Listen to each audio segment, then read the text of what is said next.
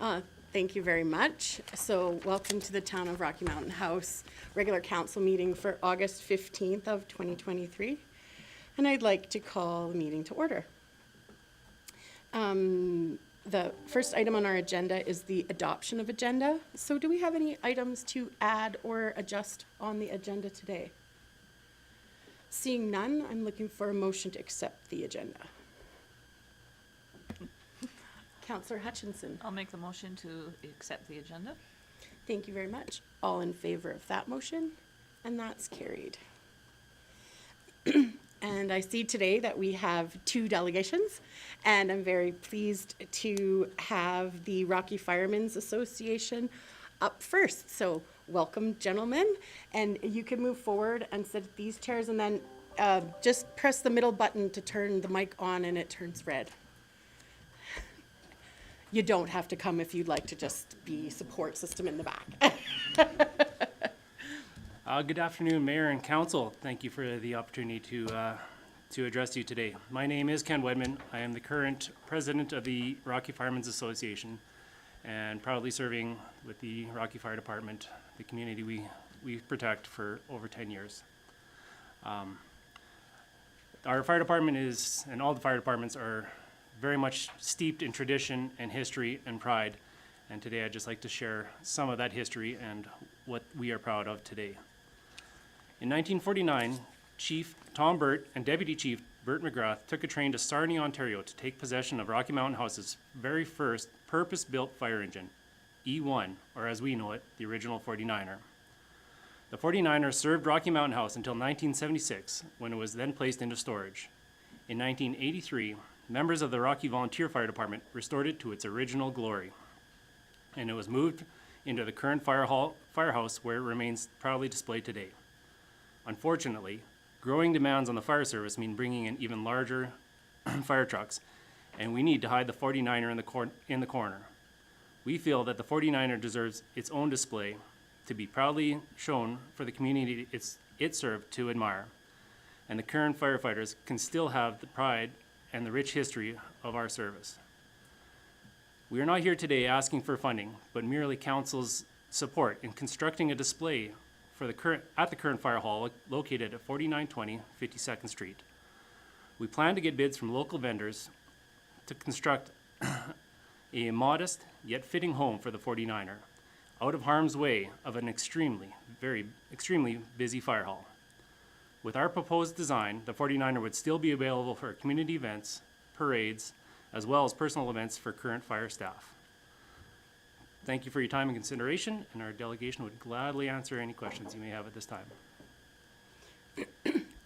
Oh, thank you very much, and I just wanted to say thank you for your service and also for taking this project on.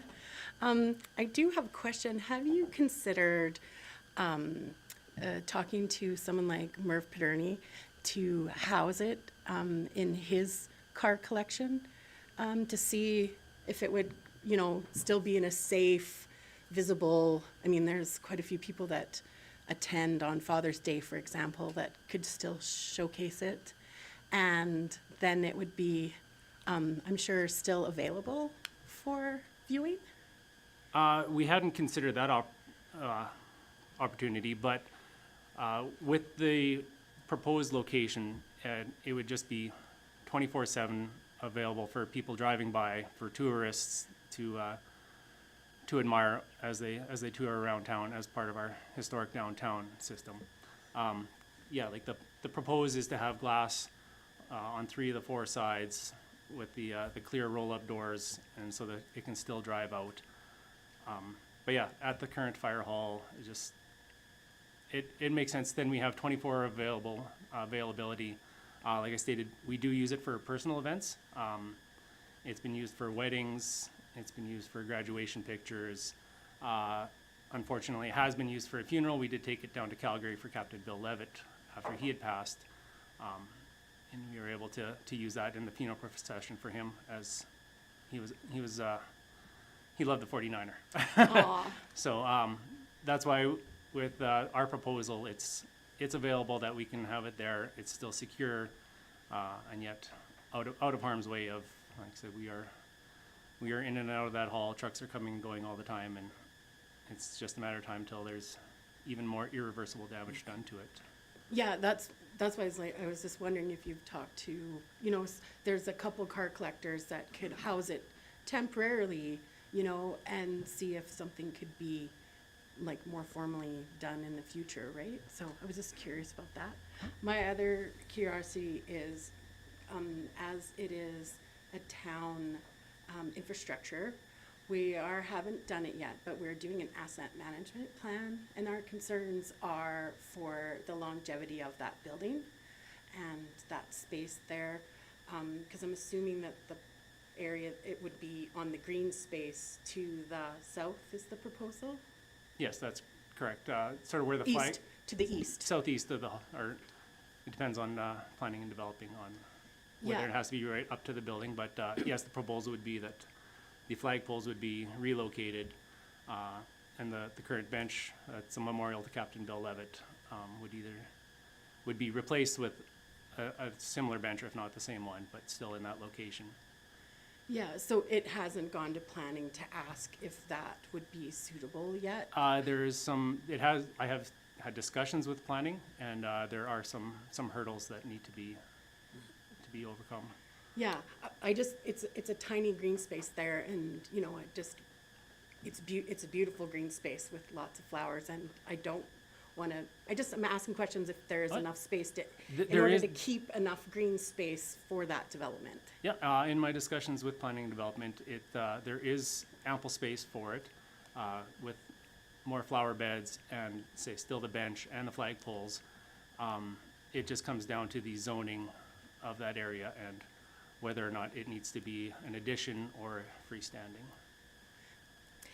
Thank you very much. I see Councillor Phillips has some questions. Yes, thank you, Ken, and your colleague. Thanks for the whole fire department for what they do for our community. You guys are running into the buildings as people are running out of it to keep them safe, so thank you for what you do. The one question I have is just, if we do go down this path and a building is built, who would own or maintain that building after it's built? That is one of the hurdles to deal with council and planning and development.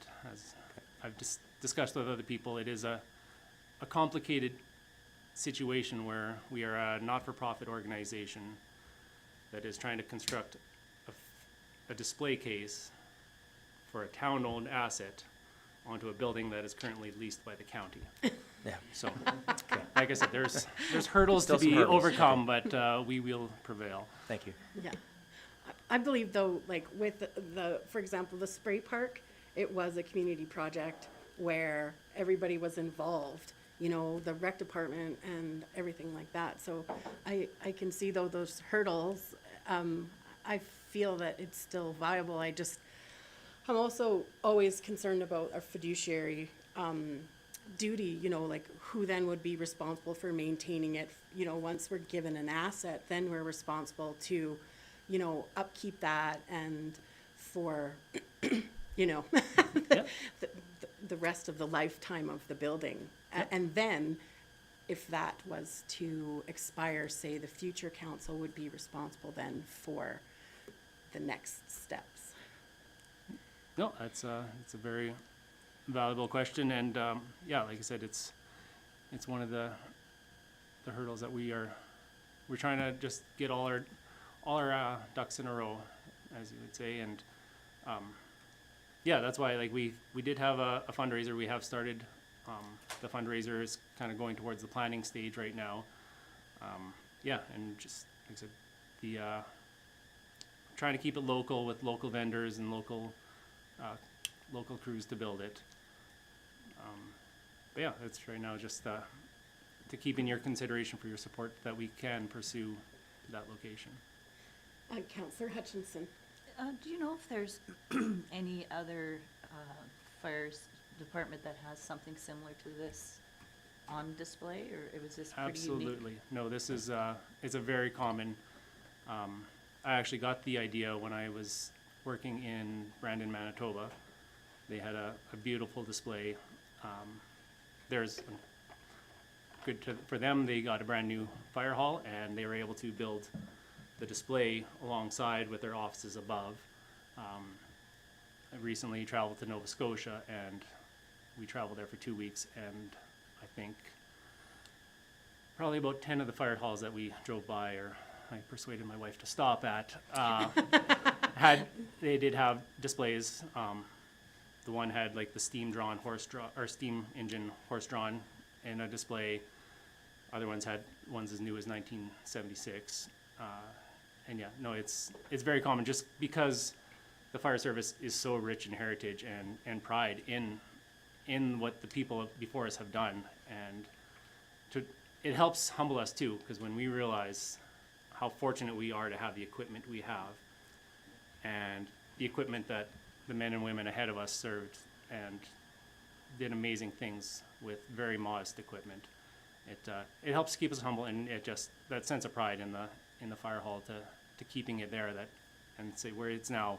Every time we would come to the hall, we would see it. Every time we roll out, we would see that truck, and just a nice reminder that where it all started. And I had a couple thoughts. I was thinking of another location, like possibly Riverside Park, and building up there, but then we got to worry about the flood issues that happened. But I think it's a great idea, and the attraction for tourists would be, kind of put us on the map for something a little bit different, but even to extend that to fire truck displays around Alberta and, advertising it that way too. yeah, I and think it would be a great idea. And that's why with our proposal too, to have, like say the front to be a roll-up door and an apron to come out, it could still go to parades. Like we'd love to see it go to parades throughout Alberta, not just in Rocky Mountain House.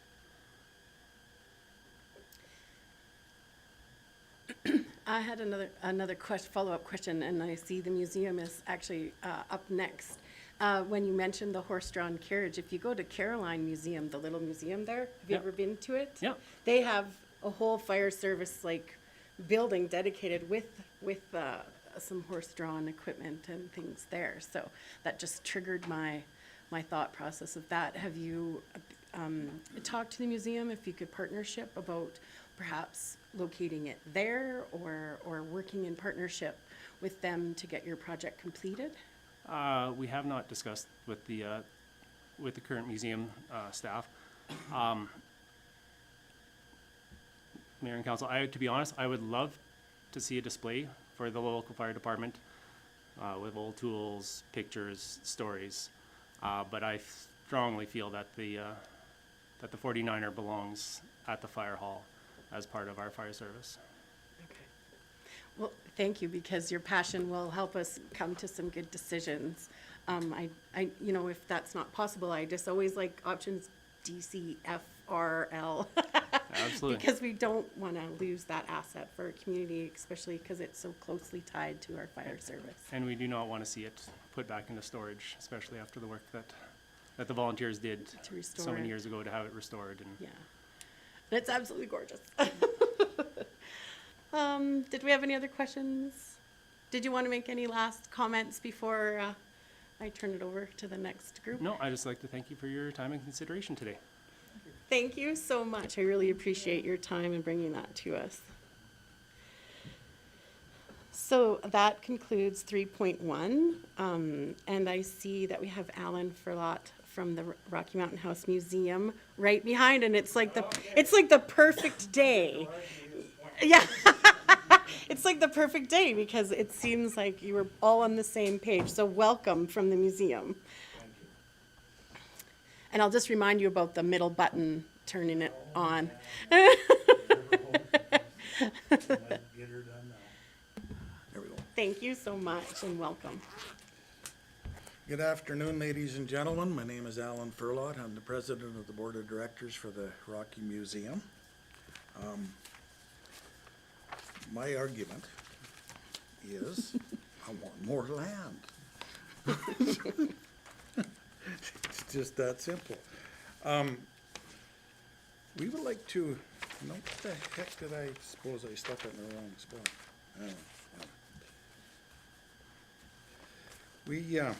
We're running out of room. we have tons of more stuff to put into our yard. We have the Chester Sands,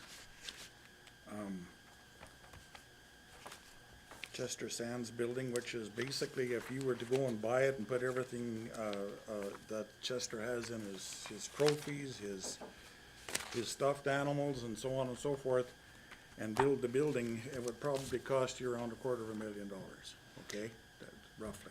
Did you want me to refer to the letter that you sent to council, or you got it? Yeah, now? you can. I mean, there's actually some very good information in there, and it might be, it might be easier to understand with, I don't know if you got all the pictures or not. And she's actually got it up on the board behind you.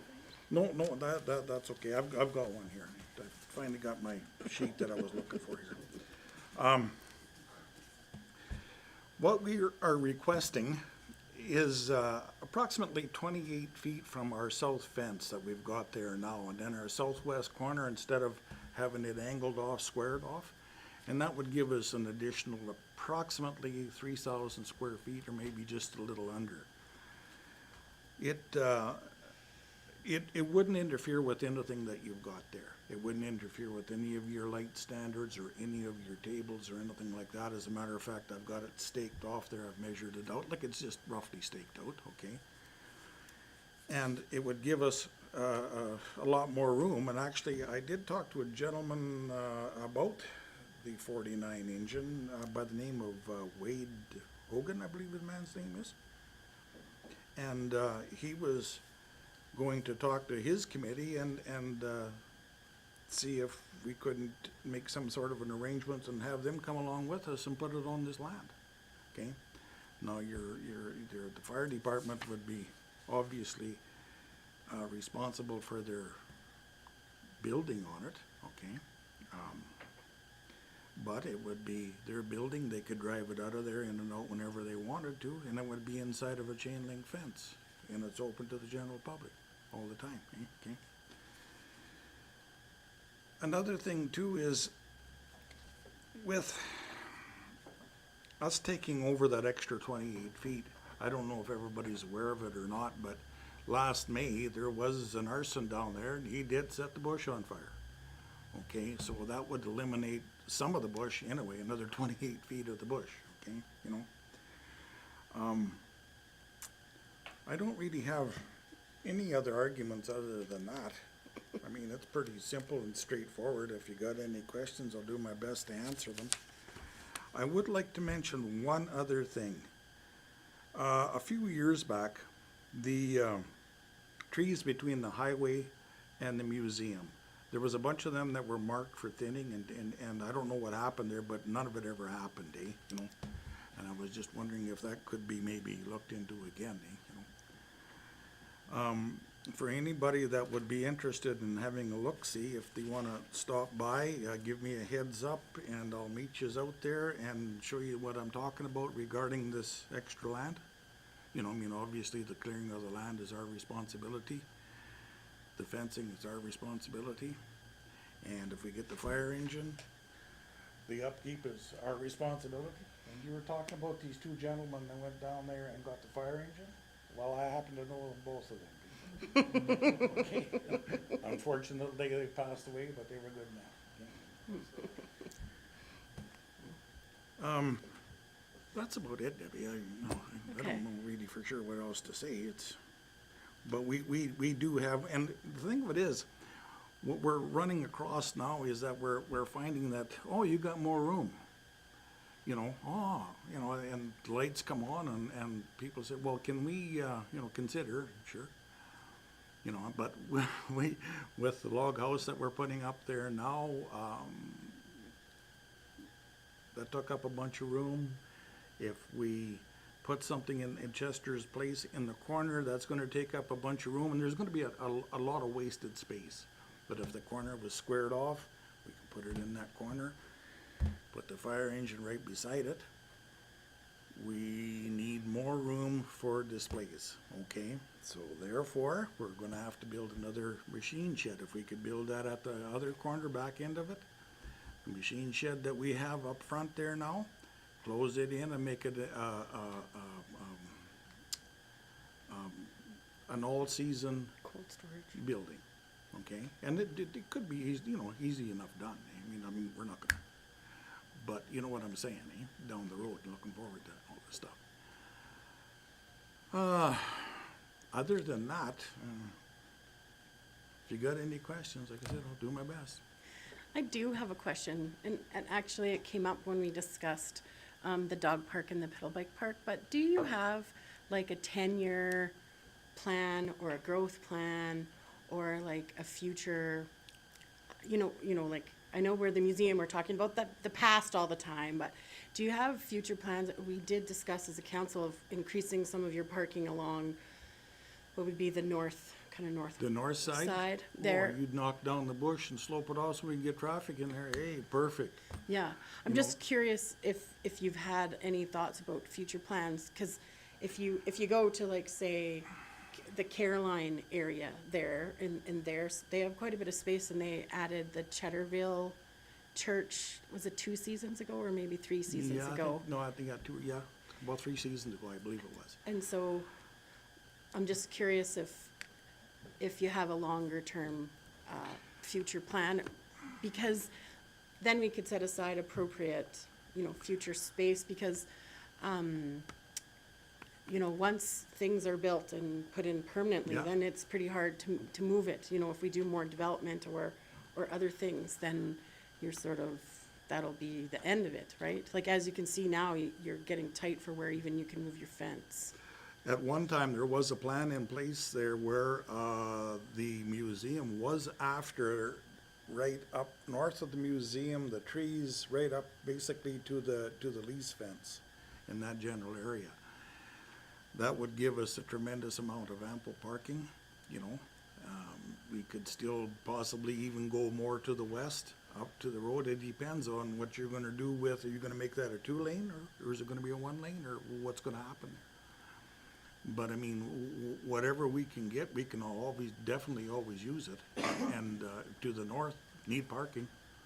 You know, because a lot of people do, that go to the farmer's mart, they do go and park their vehicles over on the north side of the trees, between the lease and the tree line. So I can do a little more research and see what we've got, and bring that to you if you wish. I just, you know, sometimes you have future plans that, you know, you've had in mind, and so it would be nice that we just knew what those were, so if you don't have them today, we can certainly consider that. I'll just turn over to council. Have any questions for Mr. Furlong about his moving the fence? I was just there last week, and they had students going to camp Oh, in yeah, the yeah. gazebo. And Yeah. you're right, there's really just That's bush another. between, because I walked through the bush to see you guys were working that day, see what you were doing, so. That's another thing. We're getting a lot more people coming to our museum now. She did give me, Some updated numbers. yeah, she did so. Of course, now I can't find it. But our attendance, as far as people coming in there, has been increasing all the time. It's basically increased every year, and I think we're up to if I remember the numbers correctly, and I'm pretty sure I'm right, up to August the 9th, we had over 1,200 people come through okay? And that was actually pretty much all that was there come through in 2021, eh? So, like I said, it's always increasing. Yeah, okay, 1,214 people as of August the 9th, and in 2021, there was 1,382, so, you know, we've still got Couple weeks of summer. yeah, you know, so it's, our gift shop does quite well. I mean, you know, believe it or not, there are people that don't come to the museum, but they come into the gift shop. You know, I mean, because there's something in there that they're interested or want to see or whatever, okay? So, I mean, it's all part of, you know, it's all part of everybody coming and having a look and walking through, and it's all an attraction for the town. Well, thank you very much for your time today, and I don't see any further questions or comments from council, so I just wanted to say thank you so much for your work at the museum and for coming today. I really appreciate your time. And so. No problem. Thank you again. Take Would you mind care. just clicking that light off I again? can. Oh, okay, awesome, you're perfect. Thank you again. Take care, everybody. Thank you. So you're welcome to stay, or you can, Oh, no. okay. I've had my say, you guys can one way or the other, whatever this community is gonna be. Take care. Thank you so much. Have a great day. So moving forward in the agenda today, we are going to do the adoption of the previous minutes. Do we have any changes or corrections on those minutes as were distributed? Seeing none, I'm looking for a motion. Counselor Chappelle. I also move we accept the minutes as presented. Thank you very much. All in favor of that motion? And that's carried.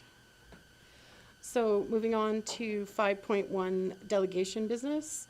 Did anybody have any comments or questions they wanted to discuss about the fire station that weren't already covered?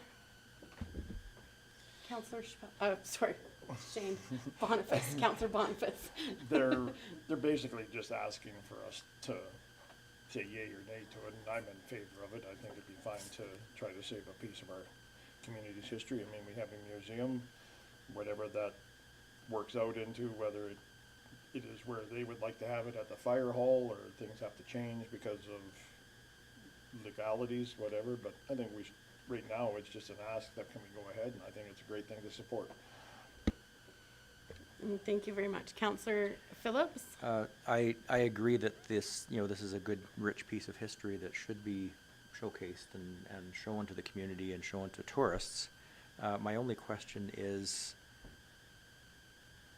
looking at the long-term asset management of what the fire hall and library buildings are, because those buildings are both getting older, is the fire hall, is this going to be part of a bigger picture that we should talk about? Is the fire hall going to remain there long-term? Because if we put a showcase building there and then 5 or 10 years or 15 years down the road, we move the fire hall, now we've got a showcase of a fire truck that the fire hall isn't there anymore. So it may just be a little further discussion that we need to look at the fire hall building and the library building and determine, is that going to be long-term that we're going to keep them there, or is that part of a further asset management talk that we need to have?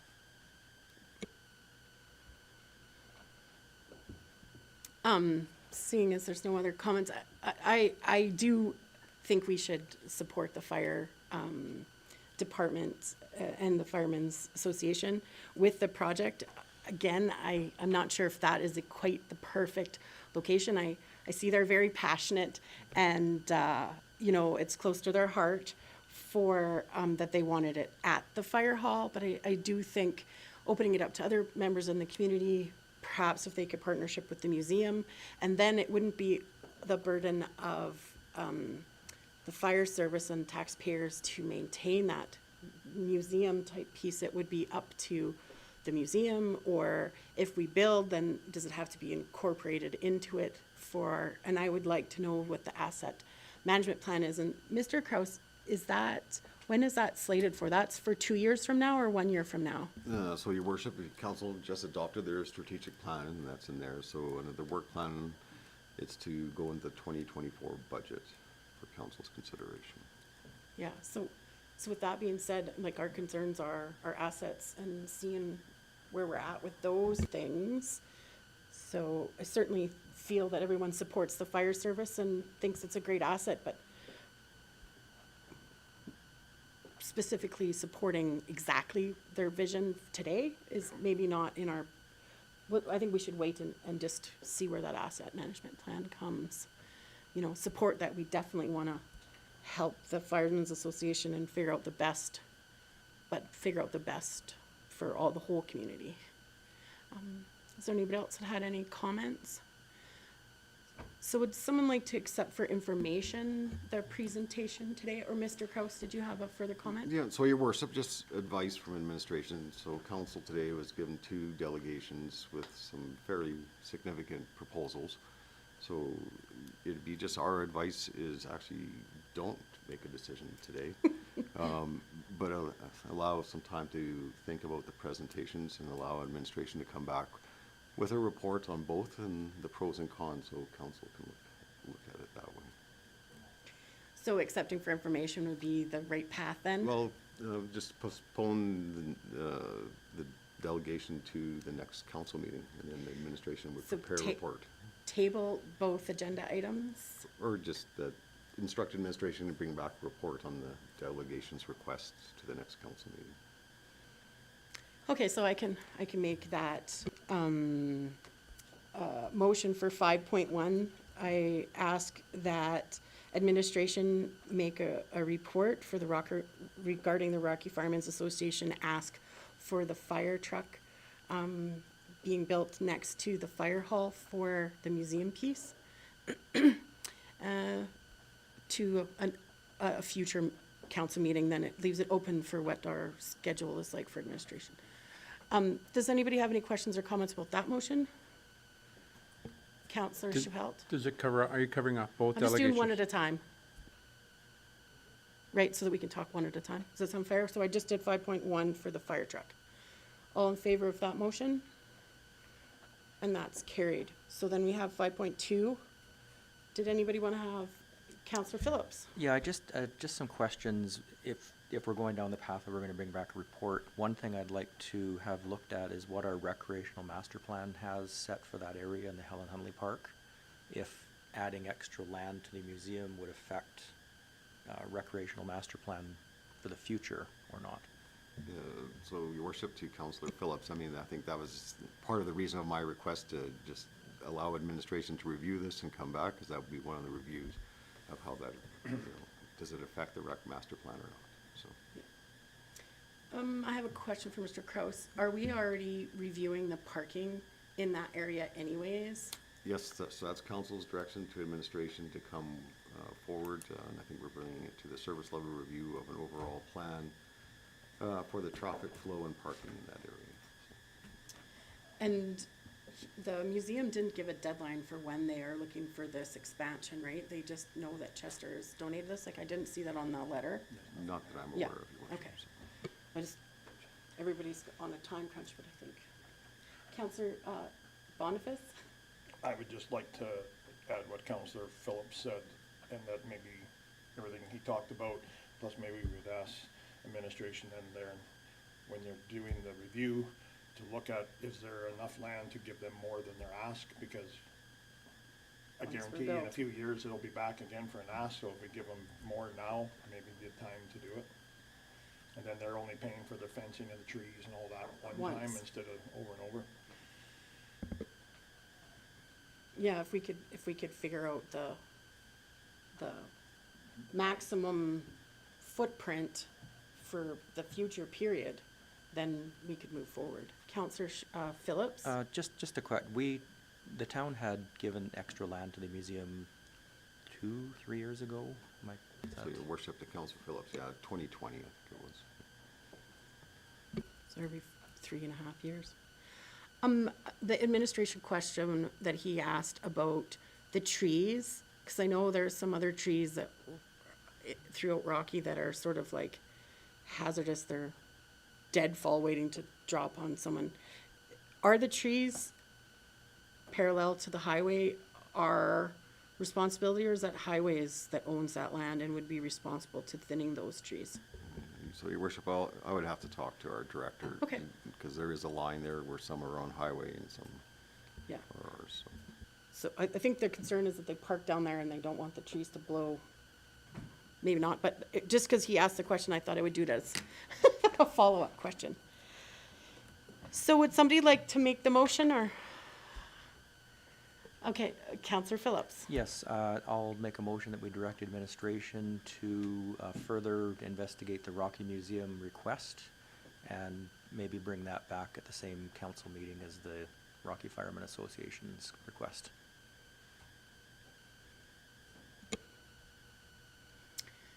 Thank you very much. And no discussion on that item or questions to follow up? Seeing none, I'll call that to a vote. All in favor of that motion? And that's carried. Okay, so moving forward into the agenda, 6.1, the RFD bylaw for responsible pet bylaw, the second and third reading. Do we have any questions today for administration? Councillor Chappelle? Your worship, if I could, to Mr. Kraus, looking at some of the fine amounts, they seem kind of high for a pet bylaw. I'm just wondering if anybody's reviewed those. You need to make them collectible, and if they're too high, they'll definitely not be collectible. So I'm just wondering if not only a review of the bylaw, but a review of the fine amounts.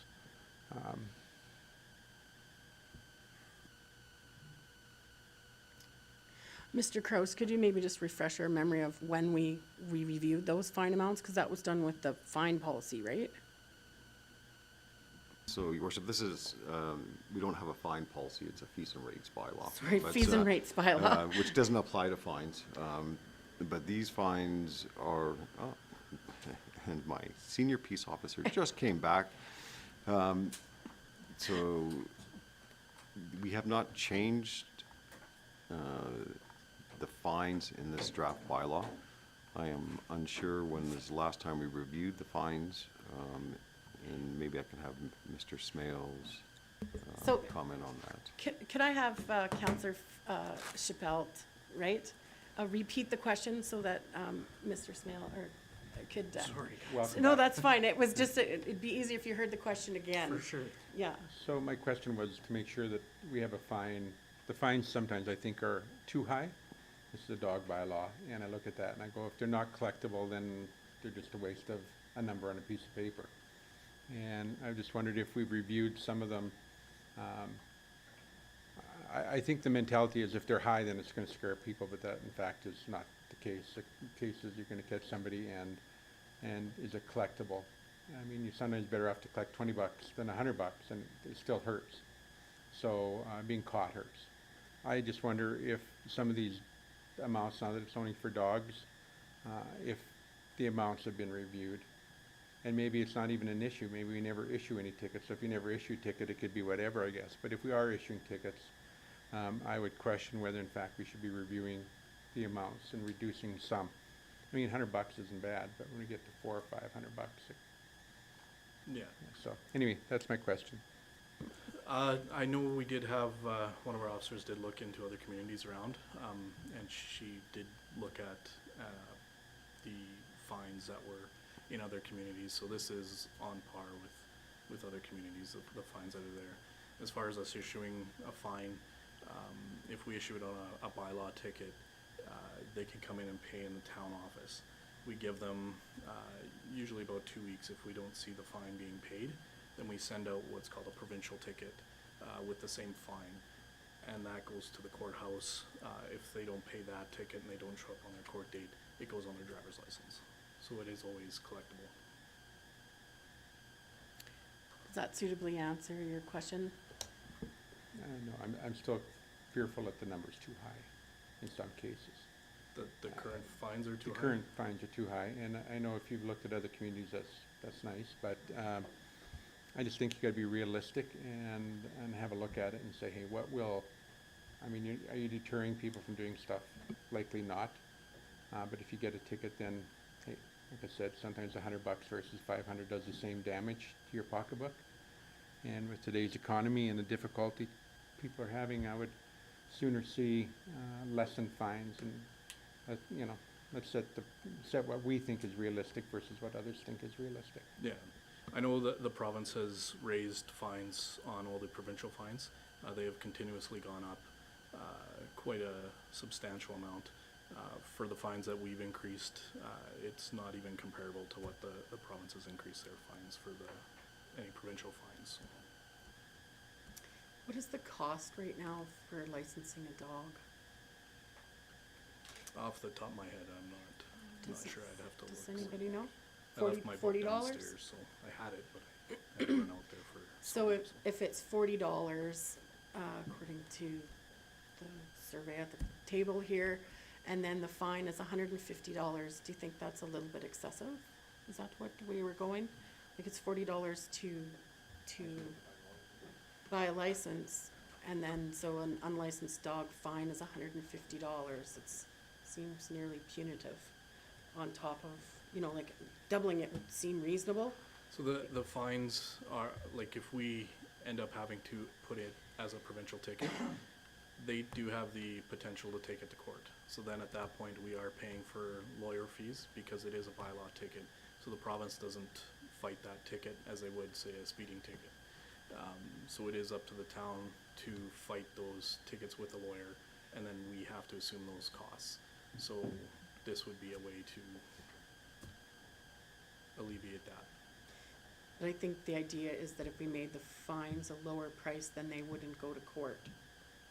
Is that sort of the question that you were asking? Councillor Phillips, did you, and so please, you know, So- if we're, Oh, sorry. Yeah. So I just have. well, I just wanted him to, Okay. to like go towards that, right? So like the idea is if we lowered the fees, do you feel that they would be less likely to take those to court and fight them and then reducing our costs, right? So if we reduce the price of the ticket, then it would Yeah, reduce the just from what I've potential for seen, going to court? from what I've seen in my experience in my years of doing law enforcement, Yes. it doesn't matter what price it is, they're still gonna try to take you to court. So on certain tickets, it is what it is. Do we have any, and you don't, if you don't, that's fine, do we have any numbers on how many tickets were issued last year, how many people paid, and how many people went to court? I can on- tell you, just because I looked this morning, how many tickets, bylaw fines we've issued so far this year. Yeah. We have issued 26. The amount that have gone to court that we've actually been to trial on this year, I believe I think we've gone to trial on 2 of them, so. And that's every bylaw or just pets? It's different bylaws, yeah. So you don't have the broken out amount of just pet ones? No, I don't. No. That's fine, that's fine, I don't mean to put you on the spot, I'm just No. trying to clarify your numbers, right, if they are pertinent towards the discussion. Mr. Kraus, did you wanna Well, no, reply? sorry, I see Councillor Counselor Hall. Phillips wants to go next, but I just wanted to have the opportunity for Mr. Smells to answer the first original question. So just looking at our fine structure, it ranges between $50 and $150 for, I'm gonna call it the simple infractions, like failure to confine a dog in heat, failure to remove defecation. The larger fines are for aggressive dogs and failure to allow a peace officer to do his work. To me, you know, aggressive dogs and interfering with a peace officer's line of work, I believe those ones should have higher fines. And the minimal fines are for the, you know, removing dog feces, having more than 3 dogs. Those ones range between 50 and 150, so I personally don't see anything wrong with our fee or fine structure as it is, because the higher fines are for the more intense offenses.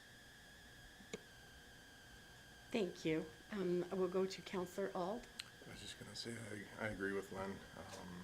The nickel and dime ones are $100, $150, twice basically what the licensing fee is, but when you start talking about dangerous animals, and it is a little more expensive, and it's a lot more responsibility on the dog owner to make sure they're following the rules with those dogs, so I'm fine with that fee structure. Okay, well, thank you so much for answering your questions. Mr. Kraus, did you still want to make a comment? Yeah, thank you, Your Worship. So just for council to know, so for our enforcement practices in bylaws especially, it's really more of an education first approach. So if a dog is at large, it's up to the discretion of the peace officer, of course, but more or less, they would probably get a warning. And if it's a second offense, then they would get the ticket. So it's not like a dog's at large and our peace officers automatically, you know, put a fine in. So they do go for education first. Fair Yes. statement? Did anybody else have any further follow-up questions for that issue? Seeing none, did anybody want to move forward with a motion? Counselor Hutchinson. Be it resolved that council gives second reading to the Responsible Pet Ownership Bylaw 2023/12 as presented. Thank you very much. All in favor of that motion? and that's carried. So I know it says third reading on here, but I still would just like to give the opportunity for, because it's summer holidays, for the community to have feedback before we do the third reading. So could I suggest that we bring it to the next council meeting? Is there a reason that we would, Mr. Kraus, is there a reason that we would need to have it done today for administrative purposes? Well, your worship, so really the principle behind this bylaw is a change in service levels between cats and dogs. So we need to have direction from council on the service level for us to release an RFP for kenneling service. So You would like to see the third reading done today then?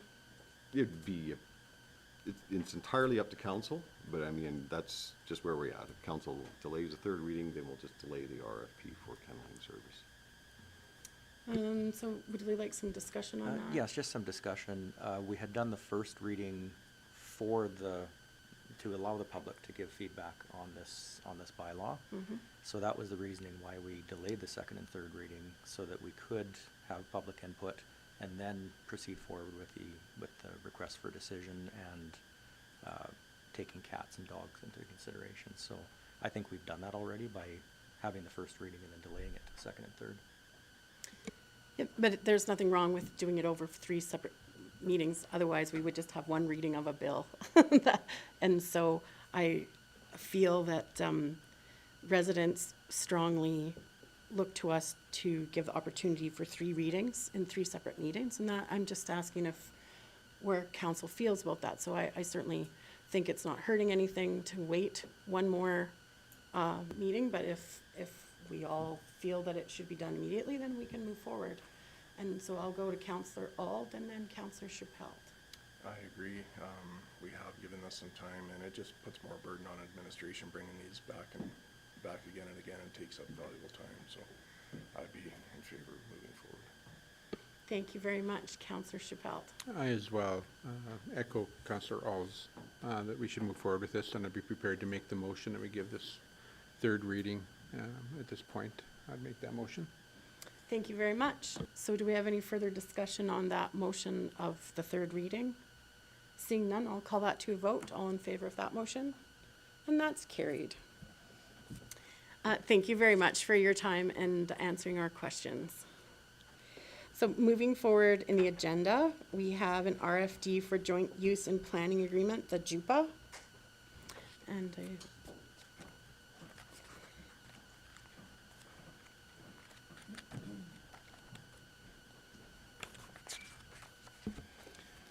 Good afternoon, Your Worship and Council. good afternoon. So I'm back before you with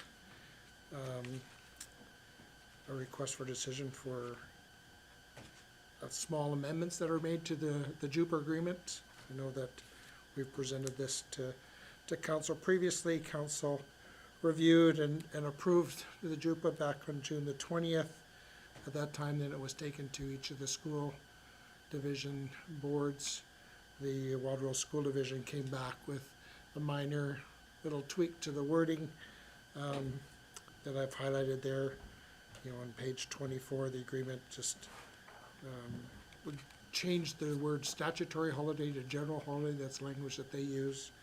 And then on page 26, we just a statement updating the prohibited activities for the schools. It's very simple changes that we were able to make, and so basically back before council today just to ask for approval of a couple of small amendments that were made to the JUPA agreement. So with changing that wording, there's a lot more general holidays than there are stat holidays, you know, in the school year. But it just really says they're not typically available, but this allows us for them to still be available, correct? Yes. Like they can't say, no, it's a general holiday, there's no, okay. I just wanted to clarify that because there's so many stat holidays, but there's a lot more general holidays. Any requests would come through my department to go to the school and ask for the use of the facility. So, and to date, we really don't have any issues with any of those. We don't get a lot of requests for use of the schools during the general or stat holidays. The language is there to allow for those requests. Yeah. makes sense. We've gone through this document a number of times, but this is more sort of just like a general question of how this would be used in a certain situation. So my question is, because I find that document's fine, but this is just my question. Does this joint use and planning agreement address the partnership anywhere in the document for developing and maintaining recreation assets jointly on school property? So, for example, it's come up throughout the year, just in conversation, that they were looking to improve some baseball diamonds through the Baseball Association on school land. Does this agreement address any of those type of situations where we could work jointly with the school division, even if it was just getting permission to improve, like, for example, ball diamonds at ERE so that they can be used for public rec? I believe it does in that, I'd have to Yeah, look so, through your worship, the agreement says that those are possibilities, but that will be dealt with through a separate agreement. Through a separate agreement. Yeah, so this is joint use where that would be investing in capital, so we would do that under a different agreement. Like we have different agreements with the school division for the spray park, the football fields, and so forth. Excellent, so that answered my question, because that was the question that I was asked. And so, Mr. Kraus, maybe this would be back to you again. If someone wanted to do that, they would contact the town, and the town would say a not-for-profit, like the baseball people. I'm just using that as an example, but it could be anything, could be whatever, the football people, whatever. And they wanted to put some capital investment in because they've got grants or they've got fundraising for their activity. They would go through then the rec department in the town, or they would go through the town to sort of work with those agreements? So, your worship, their first stop would be definitely the school division, because it's school division land. I mean, we would always assist in those matters, though. Okay. Thank you so much for answering that question. I don't have anything further. Councillor Chappelle. Your worship, I can ask of administration. I know this thing, we've looked at it several times, but under number 8D, where it talks about governing committee, and it says all meetings to be held in camera. I'm not sure, why would they want to be held in camera? Just, I'm sure there's a reason, I just wonder why. That's under 8D of governing committee. Do you know what page that's on? Page 7.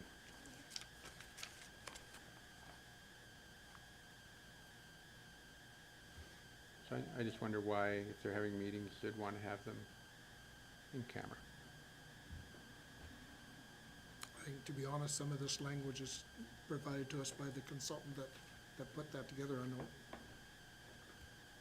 So, your worship, like, as it says in E, just to encourage and facilitate frank and open discussion. So it's no, they can throw out ideas, just have frank discussion. It's just like reviewing policy or. Okay. I just think it's not necessary, but it's there, so, I mean, it's livable if it's been there before. Now, my next question has to do with 13B, and that's servicing and developing school sites. That'd be on page 11. 11, okay. So it has a list of items that they have to be provided to the property line, that, and it'd be the town's responsibility. And two of those items are telecommunications and storm drainage. And in some cases of our community, we do not have storm drainage. And so if they had a field and all of a sudden they wanted storm drainage, and it says that we have to provide that to the property line, what happens there? And or telecommunications, so if they want fiber optic and it's not there, would this hang the town for a cost because it says in this agreement to be provided to the property line? So, your worship, so the definition of storm drainage doesn't necessarily mean underground storm system. It can be surface drainage, and we have both of that in town. So it's not limiting to that. Telecommunications would be totally based on the service provider, be it TELUS, Shaw, Bell, whatever. I mean, it'd be their capability, but it wouldn't uphold the town.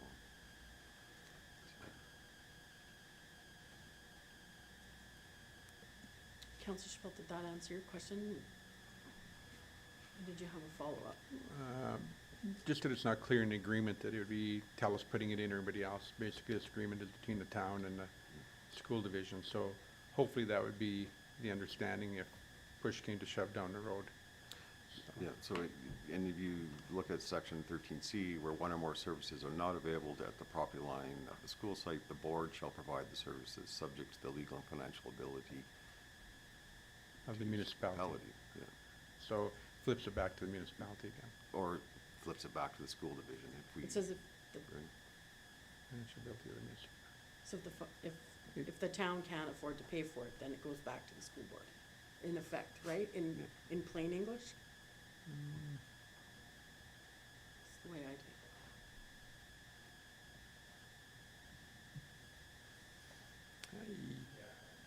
I don't quite read it that way, but okay, I'll accept that, okay? And then the last item I have, which is page 27 on this document, when it talks about the school host and the town will be handing out keys for the schools, and the keys have to be returned at the end of the day, basically. And I just wonder about, I mean, the logistics of that and why the town is handing out keys to the school, because, I mean, should it not be the school handing out keys for the school? I think it's if I can speak to that, Counselor, I think it's just an operational, process.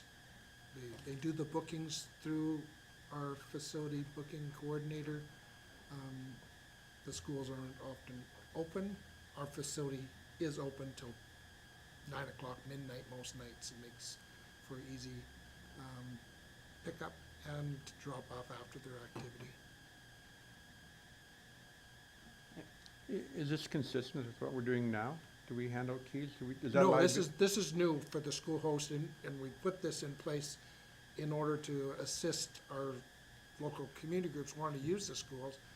Before, we were relying on the schools to have a custodian in there, and which meant sometimes the facility wasn't available. Yeah, I like the idea, I'm just worried about liability, that's all, so.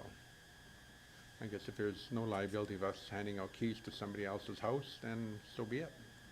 Well, So, Your Worship, just to explain, so the host is actually approved by the school.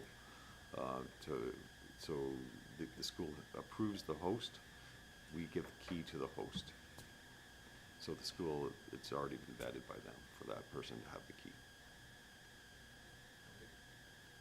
So that, you're satisfied with that. So I'll move to Councillor Phillips. Just a question on telecommunications. Do the schools not use the SuperNet for their internet? Yes, they do, they're on Okay. the provincial system. Yeah. Okay, so I don't see any further questions or comments. Did you have a last comment you wanted to make about the agreement? No, I think the two, main amendments that we've made were, at the request of the school division, they were okay with everything else within the agreement, so, looking for just a motion from council to approve the amended agreement, and then we'll take it back to the school divisions for signatures. Okay, so Councillor Phillips, would you like to make that motion? Yes, I'd like to make a motion that council approves the amended joint use and planning agreement between the town of Rocky Mountain House, the Wild Rose School Division, and the Red Deer Catholic Separate School Division. Thank you very much. Seeing no other questions or comments on that motion, I will call that to a vote. All in favor of that motion? And that's carried. Thank you very much. Thank you for your time and work on that.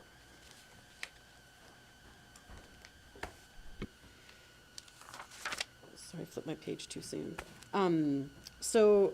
Moving forward to 6.3, then RFD for Creekside, and we had a number of administrative questions when we reviewed this. And so, Renee, are you? Yes. Yeah, oh, Your Worship, I'll Okay. start off, so. Thank you.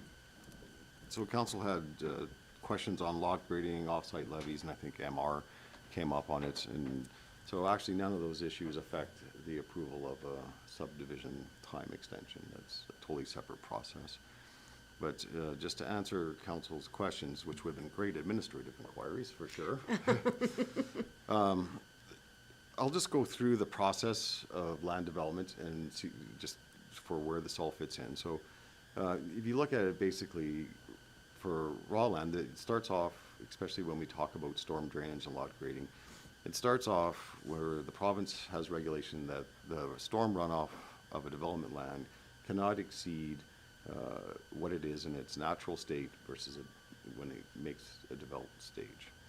So what the developers do, they create an area structure plan, which broadly talks about all the issues of the development, where the water mains, sewer mains, and storm drainage is gonna go. And you'll find in every area structure plan, there's a retention pond, because they have to contain the water to control the flow off to meet the provincial regulation.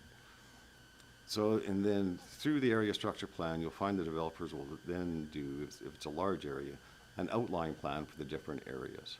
So this is where they're starting to zero down and get more into the topography and where, and into grades and where all the storm, how the storm drainage is going to work. So from there, then, once they do the outline plan, they do a tentative subdivision plan, which is before council today, and that subdivision plan is valid for a year for them to meet all the conditions on it. If they meet all the conditions on it, they come back to the subdivision authority, which is our MPC, with a plan for endorsement.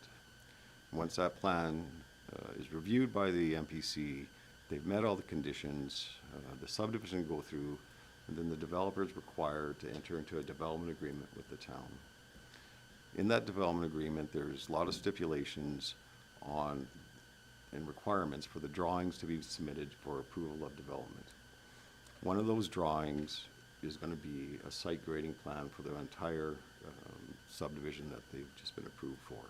And that's where they zero down right into the elevations of each lot. So that goes to our engineering department. They review the elevations. It's going to work. It's going to work its way to the storm retention pond and so forth. So that's where the initial lot grading is reviewed and approved. Now, when they get to the point of developing a house, they submit a site plan to our development department, which contains all the grades and elevations for that particular lot. And it can vary because some lots are front drainage, split drainage, or rear drainage. So our development department then reviews that specific site plan or for that house or lot back to the approved engineering drawings to make sure the grades match up. So if they do, then they approve the development permit. So the house is built, house is done, and under our land use bylaw, which just passed 3 years ago, once that house is done, they have to submit another lot grading certificate to ensure that the final grade matches all of these previous plans. So that's how it's controlled now. So that is the change. That's the change that's gonna trigger the less issues in Creekside development. Yes. So now, in regards to off-site levies, I believe council asked when are they paid. So under our off-site levy bylaw, they're typically paid upon the endorsement of the subdivision with the development agreement, or they're negotiated in the development agreement for a payment program, so or over 2 years. But now council has also passed a policy that they can pay the off-site levy when they sell individual lots. So it's going to be one of those three. The developer may just opt to pay it out, or they may opt to go into council's policy and just pay the off-site levy as lots sell.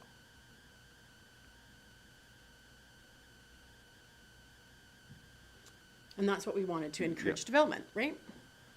Yeah, so that's great. So I think I've answered council's questions, but That answered mine about ensuring that the drainage was sufficient and has there been a change? And so the change is that our policy now is to do a real property report or whatever to ensure the grading was up to the original thing, and that changed 3 years ago.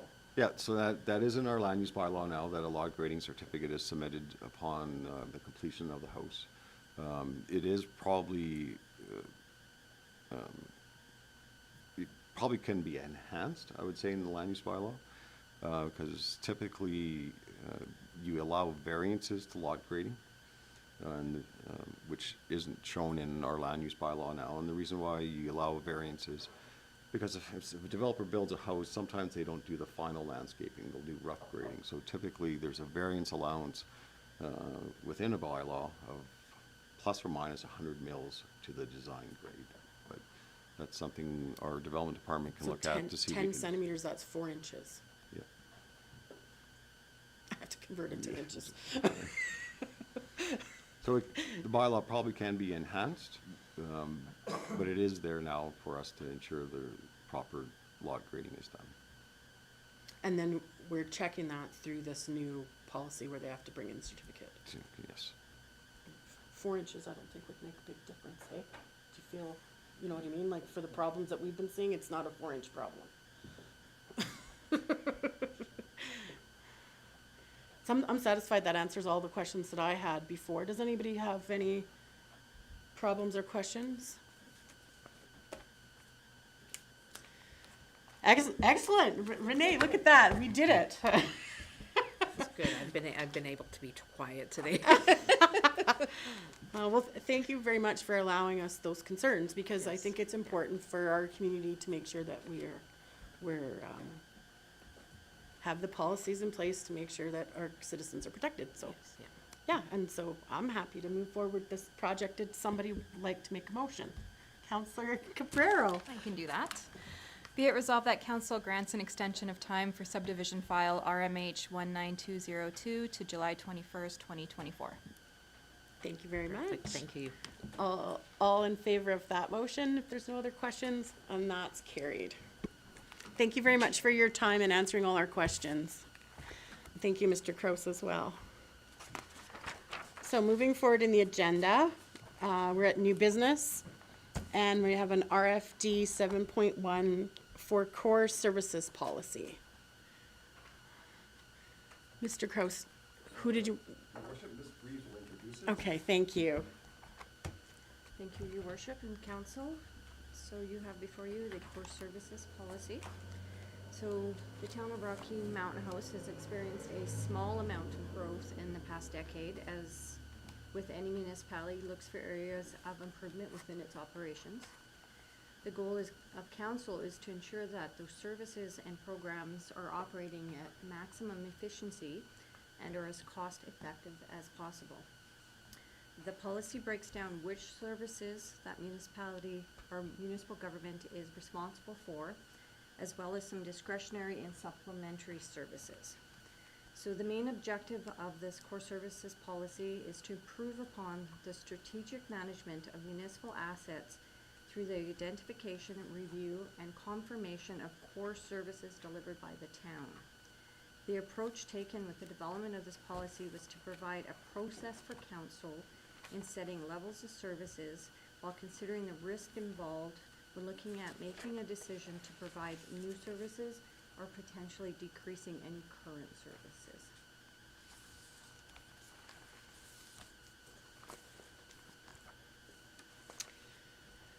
Thank you very much, Ms. Breeze. I appreciate that. I don't see anybody else's light on, so I do have a question. So my question is, why are the MGA responsibilities that are outlined in the background not actually in the policy?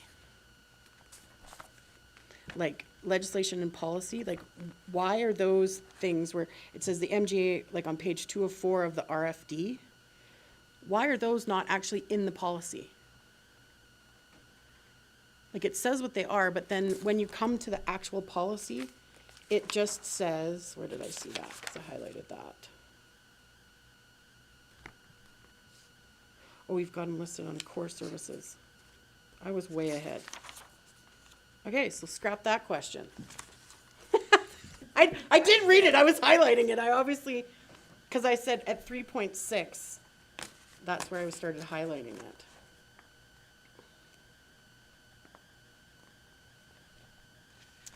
Okay. None of this policy mentions our strategic plan. Should that be incorporated anywhere in any kind of language to note that it conforms to, like, what is our goals of our strat plan? Or would we have that document in parallel with this when we're talking about a third document, the budget or service level? So, Your Worship, just to make sure I understand your question, like, have the strategic plan as listed as a service? Nope. So, in our strategic plan, it's not mentioned in here at all, in this policy, right? That we should refer to the strategic plan when reviewing our services. So if our strategic plan for the community is to provide, you know, whatever it is, it's not mentioned in this document at all.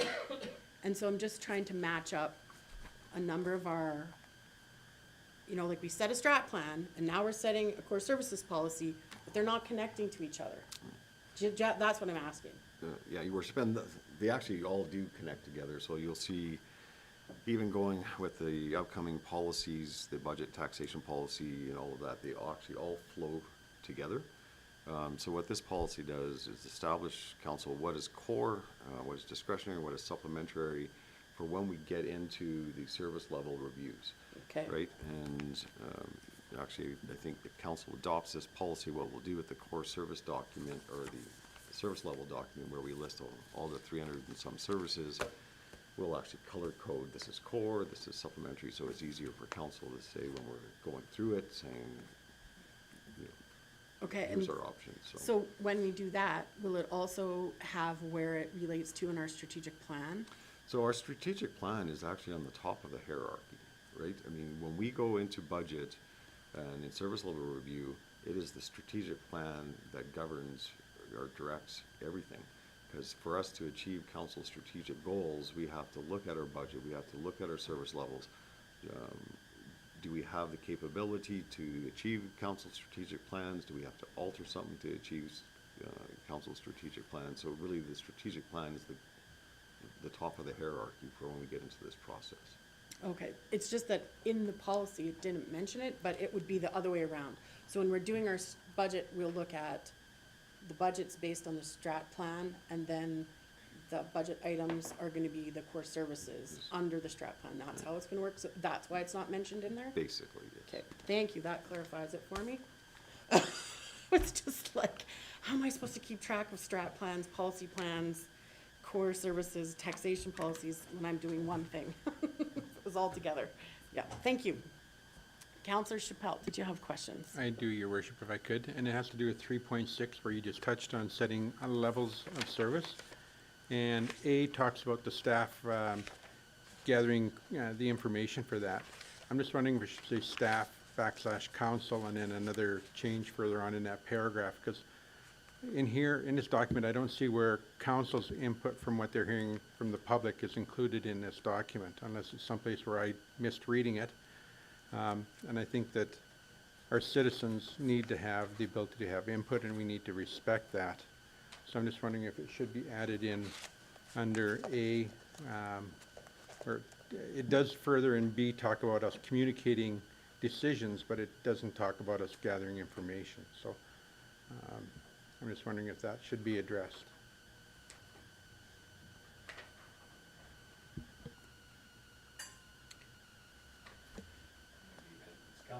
So, Your Worship, so it's council's policy, yeah, so absolutely, if it needs to be enhanced in that area, that information is gathered with public input and the council, it can be revised. So, do you have a suggestion for what you'd like to see? Because I highlighted the same thing, but my question was solved by the last sentence. It is council that determines the services that the town will invest in and the level of resources that will be directed to providing that service. And so, because I highlighted it on my copy that, That's what I got, yeah.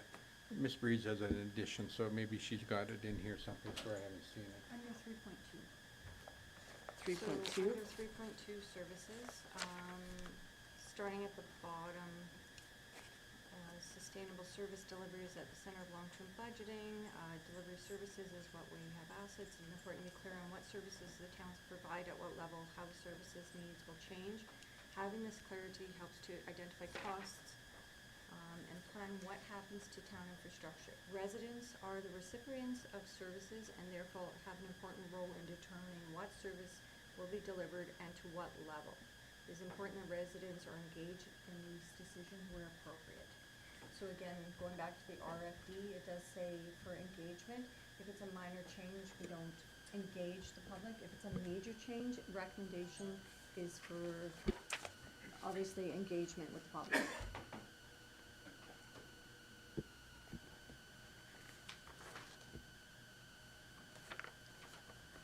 Does that clarify what, It does sort of, but it doesn't, when you go back to 6.2, it talks about staff gathering information for setting the levels of service. So in this case, we're talking directly about setting the levels of service. Although you've identified where we can get input, I think in this case, I just want to be clear, so if any resident is looking at this document, they see their ability to talk to a counselor and know they've been heard. And so I would recommend that we make a change to 3.6 to just make it a bit more clear that staff and council are critical in gathering information needed to understand the level of services. I think it's more of a clarity than anything.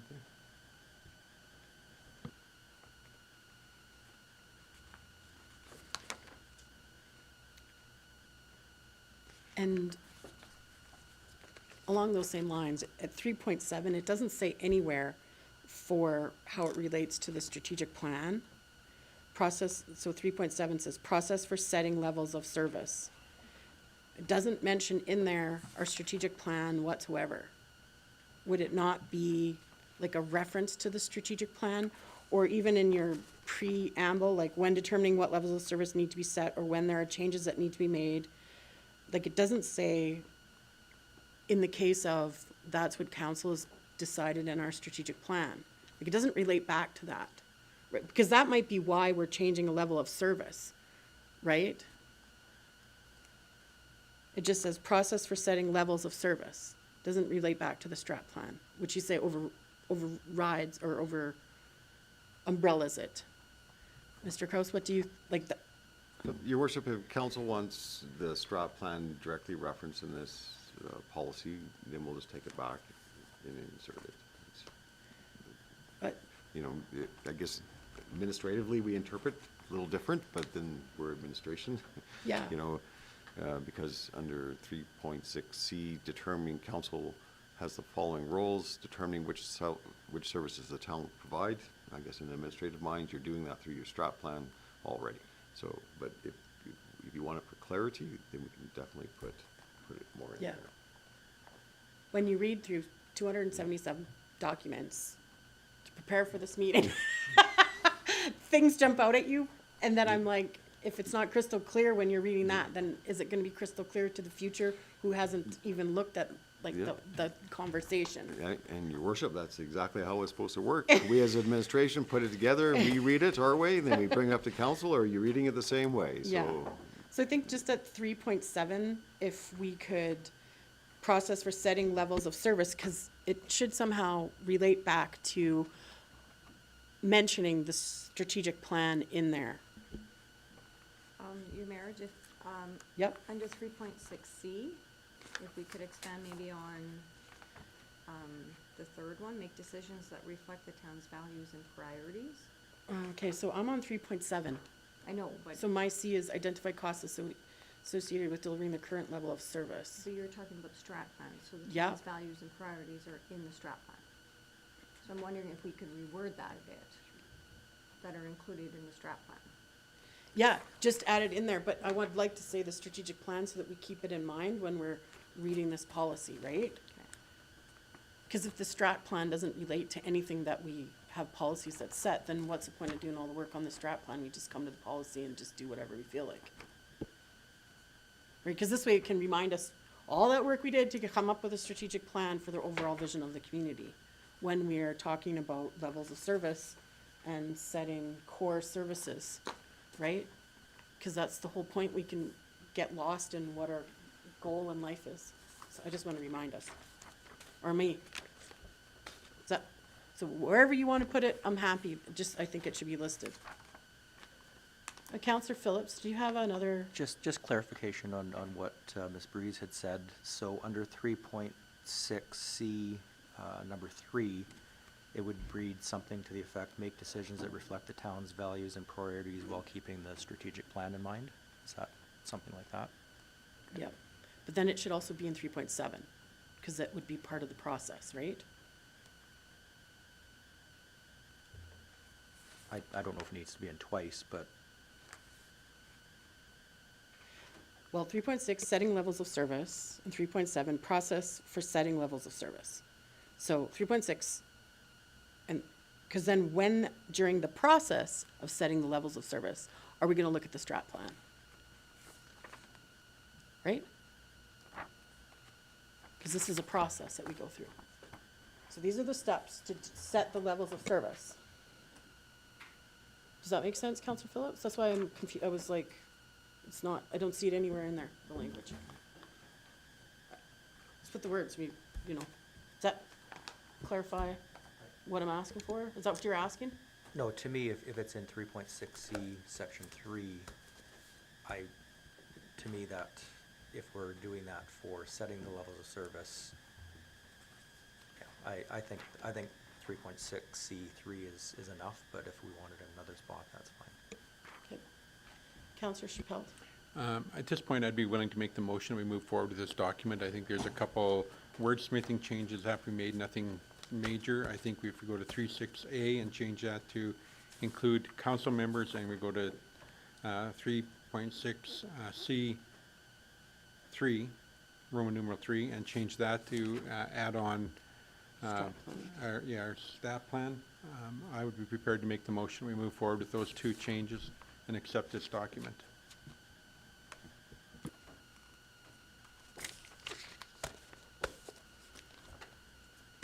Thank you very much. Is there any discussion on the motion? Did you want to, is that enough, or would you like to give it back to us in the file on condition and have us do a motion on that? Okay, so he said we're fine with that, so I think we'll take that to a vote then, if there's no further discussion on that. All in favor of Councillor Chappelle's motion to accept the policy with the small amendments? And that's carried. Thank you very much. So I think we would take a break now for 10 minutes, a recess. Thank you very much. We'll recess for 10 minutes.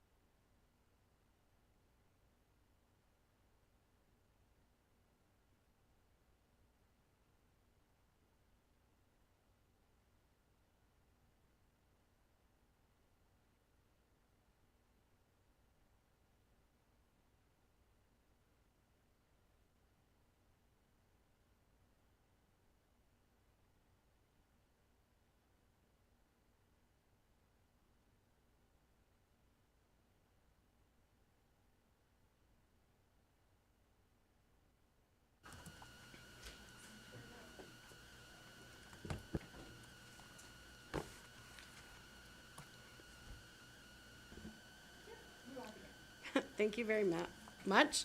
Welcome back to the August 15th regular council meeting for the Town of Rocky Mountain House. And moving forward in the agenda, we are now at 7.2. We have an RFD for policy 10/2023, budget and taxation policy. Thank you, Ms. Quinlan. Thank you, your worship and council. So we're bringing forward our policy on budget and taxation, just for some updates. It was approved in 2019, and if you've gone through the policy, there's not a lot of changes. There's a few housekeeping changes, mostly changing the name restricted surplus to the word reserve. And then in the briefing note, it outlines that there was really, the changes that we made was, one, under the capital funding strategy, was to just put in a notation that we want to gradually increase capital funding or the transfers to reserves so that they eventually equal amortization. And that's sort of kind of I'd call it an industry standard of what they recommend for transfers. The other is to add the term that we will have a solid waste reserve. We haven't had one in the past, and when we get into the reserve policy, you'll see what I've done there, so just adding that. The other was to add a clause regarding COLA. Now, at our in-service meeting or service level review last year, it was agreed to do a 5-year rolling average for COLA for staff. It kind of makes it more consistent. We can base it on existing numbers, and then if we do get any big highs or big lows, it kind of averages that out, and that was agreed.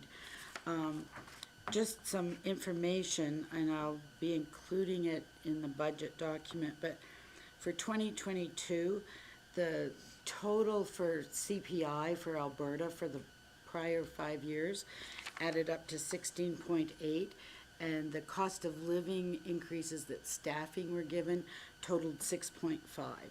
So we're by no means being extravagant. There was a difference of 10.3% between CPI and what we actually gave staff over the last 5 years, okay? So just so you know that number. Now, I did actually include council honorariums and per diems in that. That was my choice, so it's up to council if they want to include it or not include it. The reason I did, when we did the honorarium, like that review where I looked at 18 other communities, every single community other than, I wrote them down, Red Cliff and Tabor, they didn't identify it in their policies, so they may have it someplace else, but every community does CPI or cost of living on council honorariums and per diems. I think part of the reason is just so that if you go for 4 years, like everybody pretty much does those reviews every 4 years, but it just sort of keeps them caught up. I mean, you know, it can get significant. So both groups are included in there.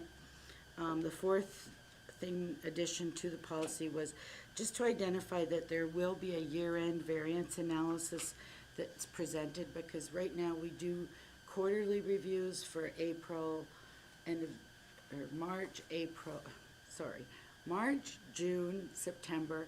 We don't do one right after the year end because there's a lot of year-end adjusting entries, but typically we've always brought a variance analysis and surplus identification once the audited statements are finalized, and we can do our review and agree them to the statements. And then, again, I said just some minor wording changes. So I guess if there's any questions on that, we can make changes or carry on. Yeah, I didn't want to interrupt you because sometimes when you're in the flow of explaining where we're at, then it's easier to keep going than to interrupt for questions. So I think I will have some questions or whatever from Councillor Chappelle. Thank you, Your Worship. If I can direct the question. This is to do with number 3, staffing. And if it's been decided about this 5-year rolling, and you've indicated the significant variance between what's happening provincially, how would one go about changing that to an annual review to try to keep that more in line with what's happening provincially? I don't like a 5-year rolling. I like ever what it is for that year is what it should be. The rolling can be both a negative and a positive for employees, but in order to create more positive, we do it annually, and whatever it is, it is. Now, you indicated this is discussed the service level review. I'm assuming, having said that likely this is then, the answer will be that it has to go to the next service level review. But I don't see this advantageous to our staff in that 5-year rolling. I'll just make a comment and then I think the advantage is it takes pressure off of council when we're doing budget is quite often, like if I look at what the CPI was versus what staff got, quite often they got less than what CPI is because we're faced with so many competing resources that are competing for the same dollars that a lot of times it's easier to say, okay, we're gonna give a 0% increase or, so a lesser increase. The 5-year rolling average, it kind of takes out some of the peaks and valleys. Last year, I would say, was a really good example with, we had 6.8% of cost of living and just, so it kind of evens it out. I would suggest that council discuss it, but those are just the 2 comments that I could provide. So I had a note in mine that staffing levels need to reflect socioeconomic factors just like any business. And so I kind of like the 5-year rolling because it knocks the peak off. And also you can't reduce any staff member's wage. I mean, you would have to make cuts, right? But would cuts and total budget be irregardless of the COLA? The COLA would be built into the budget based on this, so it helps the decision-making process. If we were gonna adjust staffing levels, then they would, I'm not sure when there would be, if there was direction from council to reduce services, then absolutely, that would be a completely different decision to a COLA adjustment. I mean, like businesses, that's generally your biggest, in a business, that's generally your biggest expense is your staffing. Yeah. And I'm sure when we look at the town budget, citizens look at it and go, how much do we pay staff? Because it is a big budget line item. And so I'm just wondering if we could do it as part of the policy, keeps it in, but do we still talk about staffing levels like that? Or does it get talked to about service level then? So we put the COLA in and we find out what the COLA changes the staffing budget to, then can we how can we do a decent job of doing a budget if we don't have that conversation at the budget discussion? So staffing changes, and I might defer to the CAO. Staffing changes, I think if there was gonna be a large change, would probably be discussed at your service level review. Because obviously there's something that's creating a pressure point, either there's not enough staff, or there's a feeling that there's too many staff for something, then it would be a service level discussion because you're looking at service changes, right? Okay.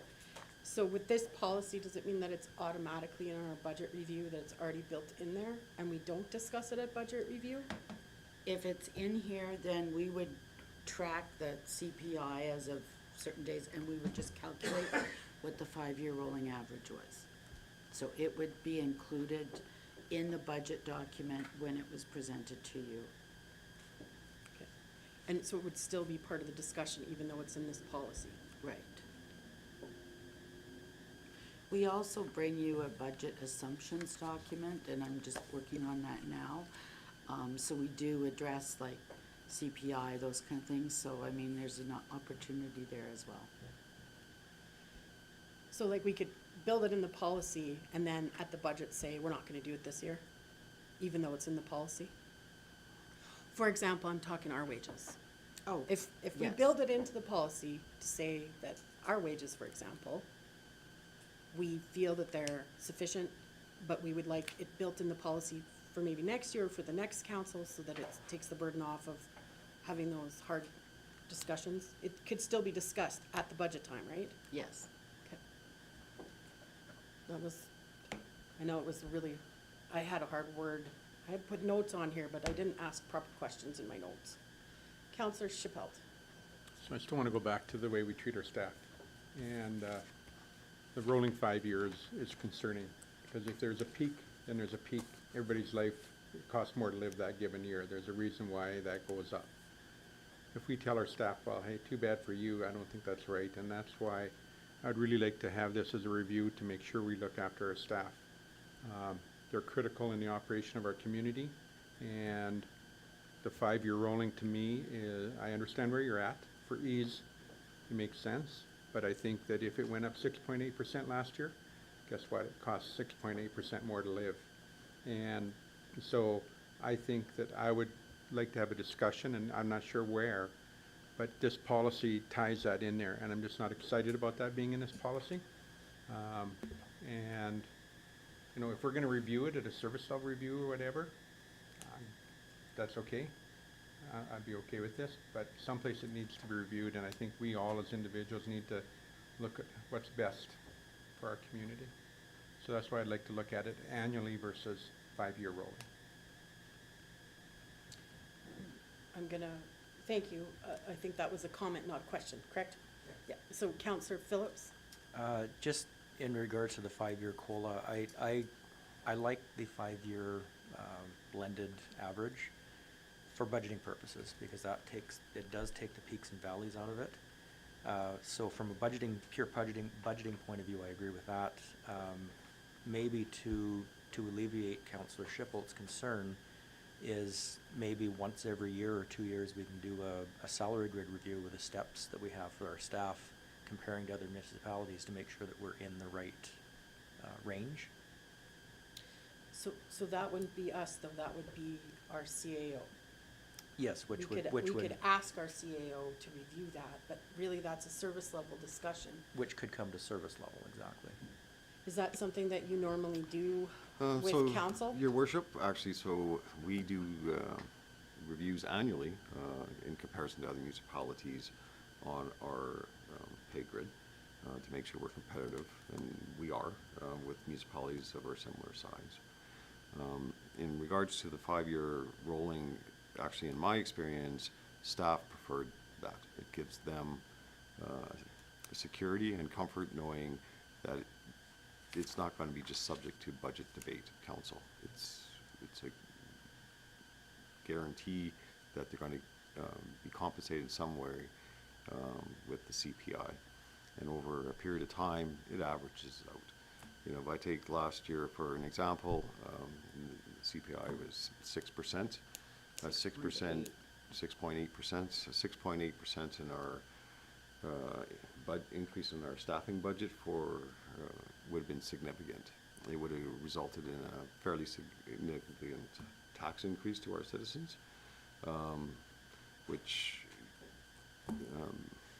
to be honest with you, I don't think would have been palatable to council or to our citizens.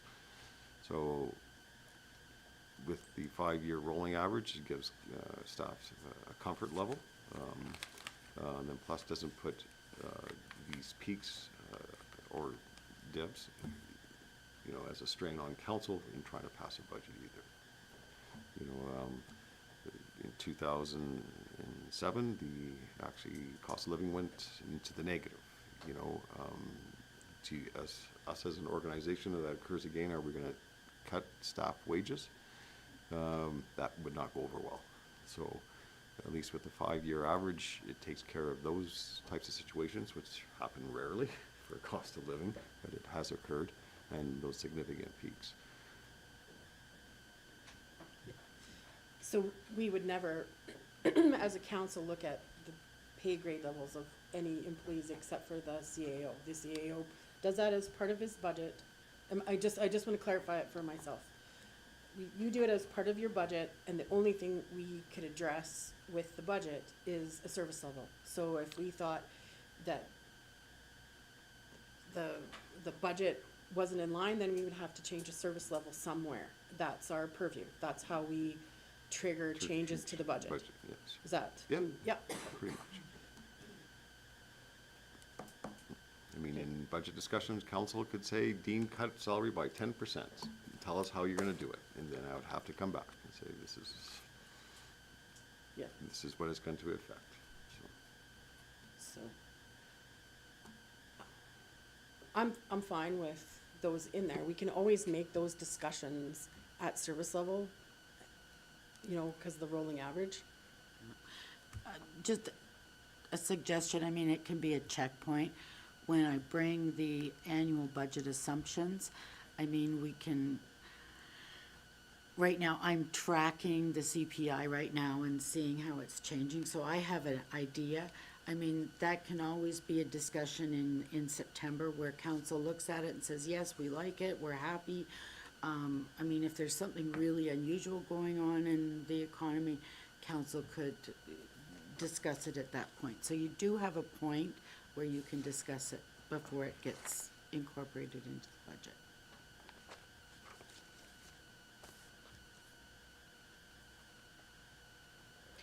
Did anybody have any other different questions besides COLA?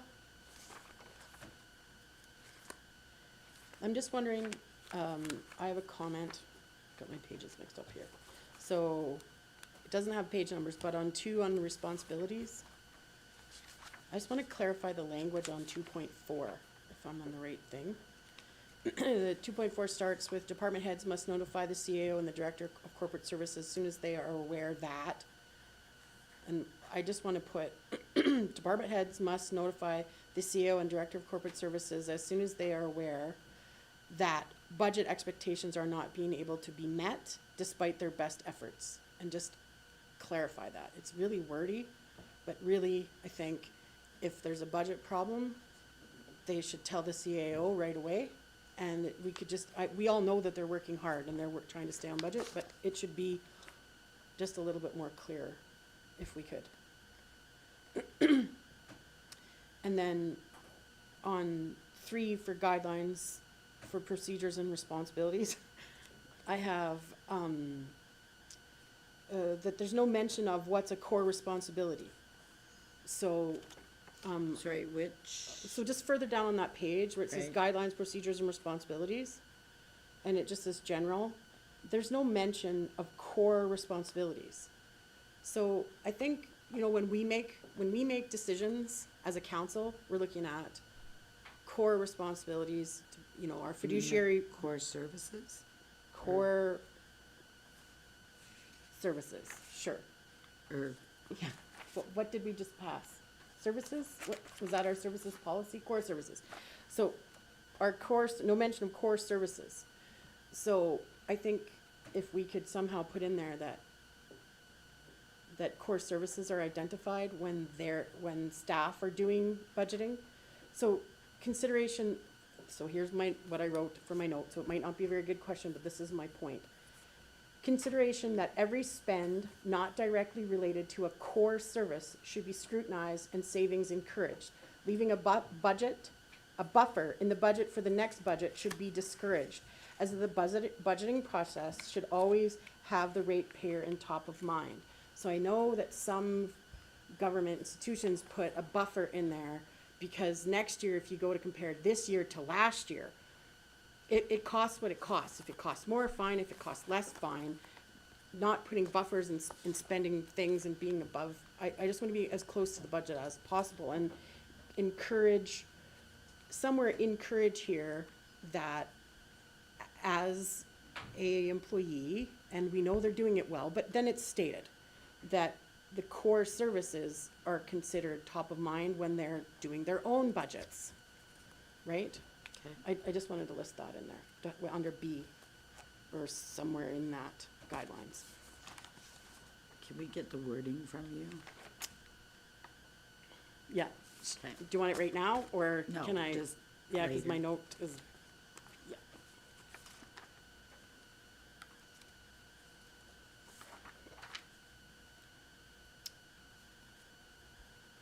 And then the wording that we changed on, I don't know, I don't have a page number here again, but it's a couple pages forward where there's lots of lines through things. Any town year-end operating surplus will be applied to, and you're changing the language there from unrestricted, restricted to reserves to reserves. Is that language all out of the MGA for changes? Is that like an updated language? No, I just, Like 3 I- pages from the end? yeah, I found that saying unrestricted or restricted surplus brackets reserves, it's just a lot of words, and really reserves covers it. Okay. So it was just simplifying. There's no difference really between unrestricted and restricted surplus reserves in the MGA or in the world? Not in the MGA, no. Like- I mean, you have an accumulated surplus in the operating budget that's where your surplus ends up at the end of the year. Okay. And then typically we move that into reserves, and you'll see the list of reserves, but yeah, we have a list of reserves that it's moved to.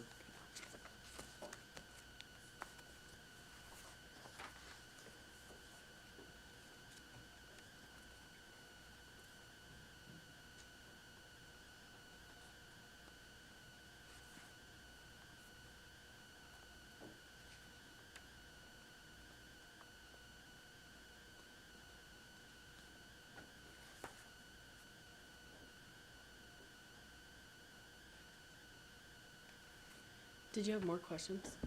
I just got a point of how complex these documents are to read and how, and, so you got 3 in a row here, and, so made for good bedtime reading on the weekend.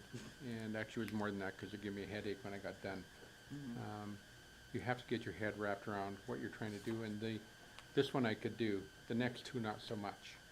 So in terms of this one, they're so complex and, hard to read, and I guess in this case I'm okay here, the next 2 maybe not so much. So to get your head wrapped around this stuff and figure it out, good job.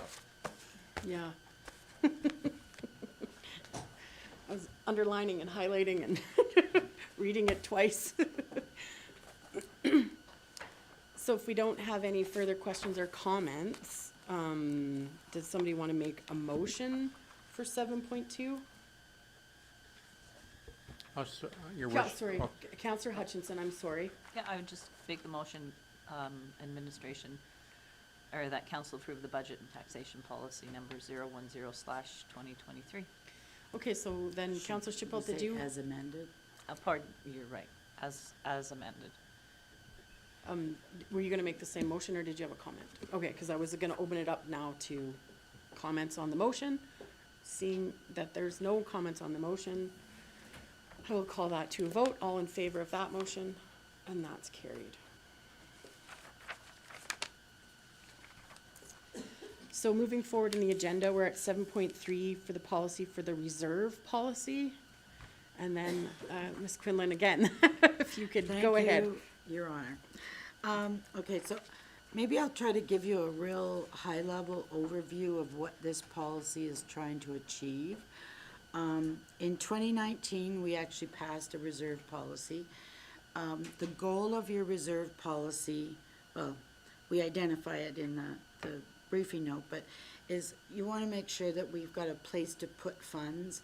We use them for a lot of our long-range planning for capital assets.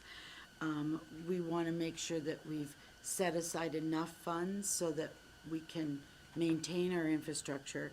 And by having a policy, it says there's consistent standards, that all reserve transactions are approved by council, so that's something that we're very careful to make sure we do. And the auditors check it, so if we miss something, they're gonna point it out, and we'll go, okay, yeah, so it will come. And then, again, just to make sure that we're developing them and really looking to the future, because we wanna basically leave the town better than the way we found it. That's kind of so what this policy did, and I did make significant changes. I just ended up rewriting the whole thing, and there's a couple reasons for it. One is, historically, we've quite often used reserves where you've got machinery, equipment, engineering, roads, so it was really by type of asset. And what I find is it's kind of, and the amounts that we put in those reserves were arbitrary. It was like 20%, 20%, 10%. So sometimes we'd run out of money in a reserve, but that's just because we hadn't put enough in. So we weren't really tying it to the long-range plan. What I like about these, and this is the way I've leaned for quite a while, just a reference, I don't know if anybody's heard of Tim Duhamel. His company's called Bloom. He's a very experienced municipal administrator. He's worked for Spruce Grove, Strathcona County. He started out as a financial professional, ended up being a CAO, and he's found a real niche in the municipal world of addressing financial information because there isn't any specific training. So he's developed a huge portfolio. We did attend a reserve seminar, and it was really interesting to see that sort of a lot of his ideas fit with the way I thought things should be, so we have adopted a lot of his practices. So basically what this policy does is I've moved a lot of the reserves around, and there's a schedule that shows, you know, we're taking these reserves and creating this one reserve, but they're more directed at types of actions that council is taking. And I'll get into that a little bit. I'm gonna talk a little longer than I normally would, just to try to explain this. We've also added off-site levies to reserves. They weren't included in the last reserve policy. I just think they should be. And I mean, we're in the process of developing a new off-site levy bylaw. As you collect money, it's really important to track these funds. And we had just set up some individual water ones, but you usually just have three, in our case one for transportation levies, one for water, and one for sewer, and then we have one for cash in lieu of MR reserves because somebody gave us cash, so we've just got that sitting there. Because they could give you 10%, instead of putting 10% of environmental reserve, they could just pay you Yeah, the difference, so we've and you got could buy that land someplace as else. cash, yeah, exactly. So wouldn't that be land reserves then? Or you just, Because it's part of your off-site levies and they're required to do a municipal reserve, I've always liked to keep it with the off-site levies. I wouldn't, because you put it in land, it can kind of go anywhere, right? So, a couple of the big changes, and I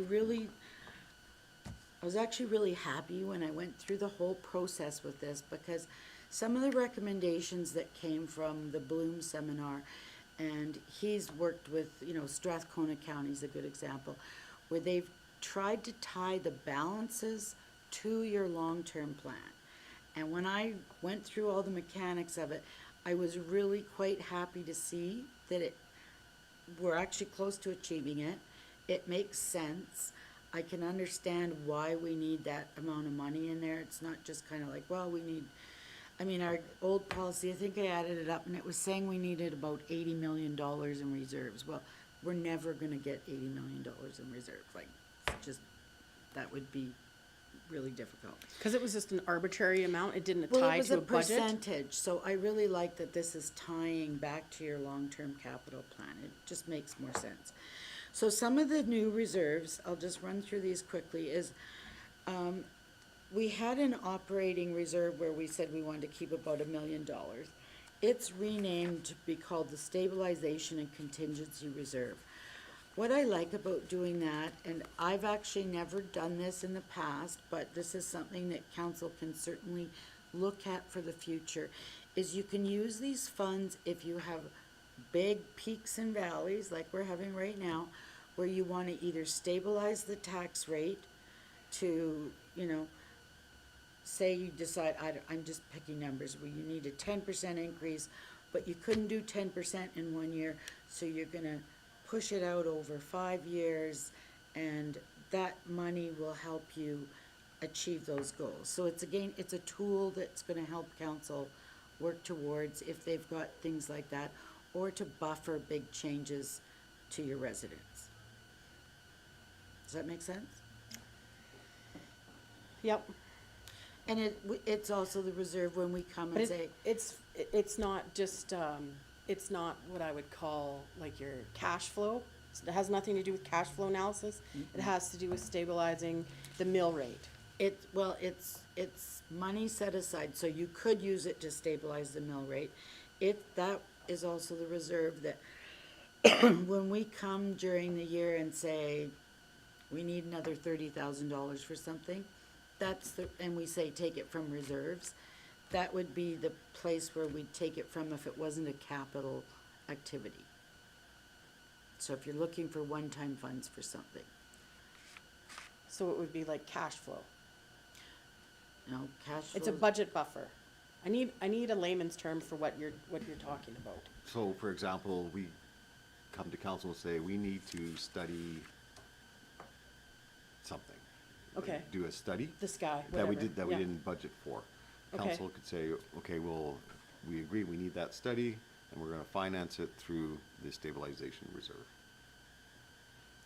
Okay, we wouldn't remove something else off the budget. Well, I mean, that's an option to council, right? I mean, but if you didn't, you'd still want the funds somewhere So to pay basically, it's for a it. buffer for the budget. So if I have to put it in my own, basically what we're doing is, we say the budget is 20 million, and instead of you coming to council and saying, we're not gonna make the budget, we've already did the tax mill rate, blah, blah, blah, our budget, we're not gonna make it. We don't wanna No, take something out of the budget, we have a buffer, we can take it out of the surplus no. for the So budget. basically, this would, Betty's, correct me if I'm wrong, is saying, so we budgeted in December, we're trying to predict the whole year. Yep, Something comes up in that year that we didn't Budget foresee or for. budget for, so with this reserve, we don't need to amend the budget, we can just take the money out of this reserve to pay for that unforeseen item. so it's a buffer for the budget, in case the budget's not perfect. We wouldn't use the term buffer, but. But my next door neighbor would, right? I have to explain, my next door neighbor, like, so pretend you're explaining it to someone who doesn't know what a municipal budget looks like. But it's basically a surplus in case you have an emergency that comes up in your budget that doesn't meet the budget. Yeah, if you don't need it, it just stays there forever. It'll just sit. An example this year, so, council decided to rejoin CAPE. Yep, We did not budget to rejoin CAPE in 2023. So you could pull the money out of this reserve for that decision. okay. And then we would budget for money to go in there all the time, or else the next budget it would go in there. We would let's say we spent $20,000 of it. It's your emergency fund, basically. Yeah, it is. It's if you spent $20,000 of it this year, then when we did the budget and we do our transfers, we would top it back up to the Into next year's budget. to the optimal balance, yeah. So that's a new one, but I like the fact that we've actually given it a function. The optimal balances, and they're on the schedule, but I really like that for some of them, we've defined optimal balances. I know when this council first came in, you asked me, what's a reasonable balance for this contingent? So what the standard has been recommended is 5%. When I take 5% of our operating expenditures, it's just slightly over $1 million. That gives me a feel of comfort. I mean, you've got enough that if we had some type of really unusual catastrophic event, flooding, I don't know what. Every We've water got- main on 50, whatever street. We've got $1 million that's sitting there that can address it, so it will float with your operating expenditure, so as we grow, it would go up. So I really like that. The other is the two big reserves that are addressing your capital infrastructure. So we've got one that's just capital, so regular, regular capital, and then there's the utilities capital. But we actually modified it a little bit. They had talked about using the 5-year capital requirements. So you go into your long-term plan, you look at what the capital projects that have been identified and say, okay, our goal is to have that much. In our the first 5 years of our 10-year plan for the infrastructure, it's about $10 million. and works out we've got 9.8. So it's like, wow, we're, you know. I also looked at amortization rates because we know that we're not always replacing things at the same speed. There's a whole bunch of issues surrounding this, but we're not replacing them at the same speed as they're being depreciated. But amortization kind of gives us a feel for whether that's reasonable. So we identified the higher of 5 years of capital or 5 times your current amortization rate. So as we replace infrastructure, it will become more current. Like right now, we've got stuff in there that's, I mean, Like this building. well, yeah, roads, infrastructure. Oh, infrastructure. Quite often it's a 50-year term, so things that were built in the 60s, I mean, the price, yeah, I think the price for this building was about $250,000, so the amortization is not gonna cover.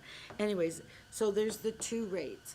When I compare them on the chart, you'll see one says 10, the other's 13. So again, it's like a check and balance system. They're reasonable, and picking the higher of the two, again, just gives you a little bit more comfort because I know that we're seeing a lot of big increases in infrastructure costs.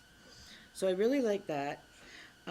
We did consolidate multiple reserves, and we can look at it. The other one that, again, and this is up for council's consideration, but land is usually kept out separate from other equipment.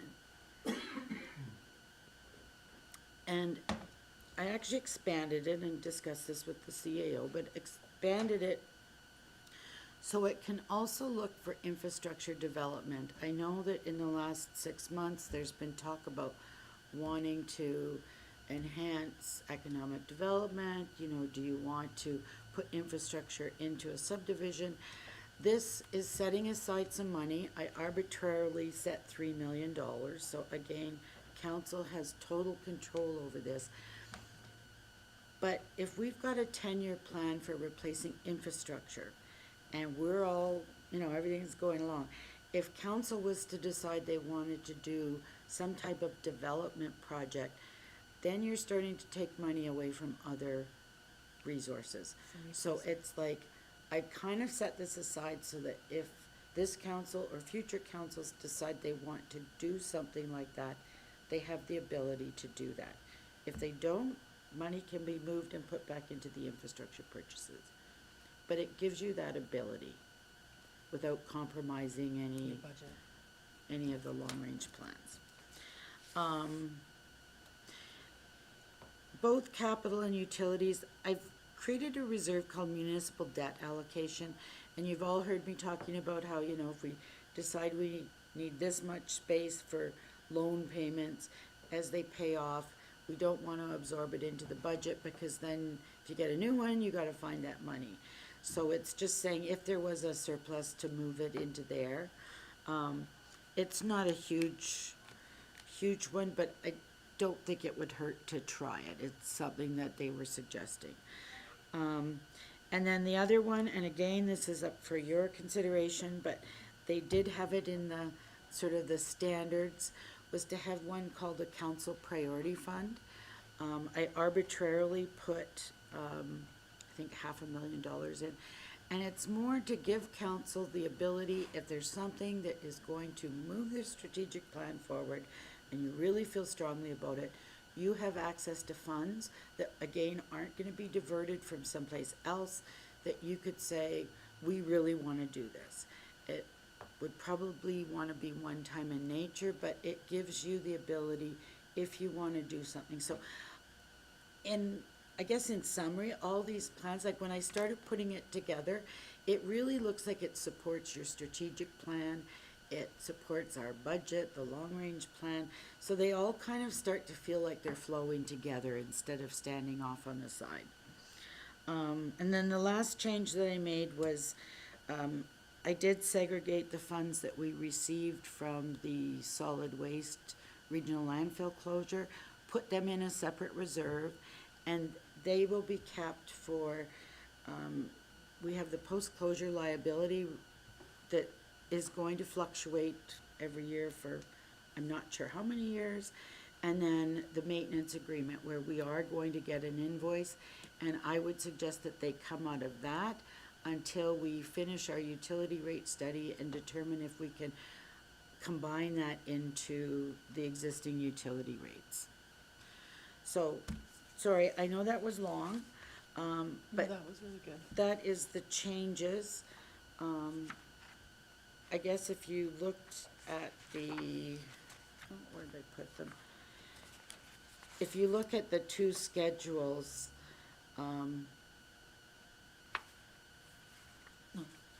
you can see that, you know, I show the closing balance, I show what the new ones are, and then basically it's just funneling a whole bunch of, no, it's okay. It's just funneling, it's the reallocation of reserve balances. It's probably the last attachment. But it's really funneling it in, and then for the capital, you'll end up really with 5 reserves. You'll have your contingency, you'll have the year-end carry forwards, which are funds that have already been assigned. You'll have your infrastructure reserve, your development, and then your council priorities. So we've really simplified it, and then we're not putting money in reserves that we don't save up the way they used to, like probably 40 years ago, 50 years ago. It's because we've got this forward-looking plan. Okay, And so if we wanted to set up a capital plan to say, we're gonna charge so much for future such and such, we could set it up in there like that? yes, there's, if you look at the naming of the reserves, there is project reserves, there's a section called project reserves. So if there was something specific that you wanted to track separately, we can always add a reserve and track it separately so that the money doesn't dissipate or disappear anywhere. Cause you know, sometimes council will decide we're gonna move forward with the project. The money doesn't start coming out, but we could start putting in the budget the money for that project as soon as we decide, Right. right? Or that's dealt with in the 10-year capital plan. Like if we put something in, we balance the 10-year capital plan on an overall basis. So that's partly where that comes in, but yeah. If Yeah, perfect. Council Chappell. Thank you, Your Worship, to Ms. Okay, Quinlan. You are ready for questions? Yes. I didn't wanna Fine. cut you off if you still had something else. So originally, when you started talking about the capital budget, now this budget, if there's capital projects going on, how do we know where we're at on those capital projects? How are we gonna get reported to in terms of, we got a new wastewater treatment plant? How do we know where we're at financially or in the budget on that? Like, nowhere in here does it really direct Well- information about how we as a council keep track of spends. Okay, this is the reserve policy. In the budget and taxation, it does reference it. We report quarterly to council, and we bring an operating statement with a variance analysis, and we bring a listing of all the capital projects and where they're sitting year to date. So we bring that in March, June, September, and then again at year end. And where is that referenced at?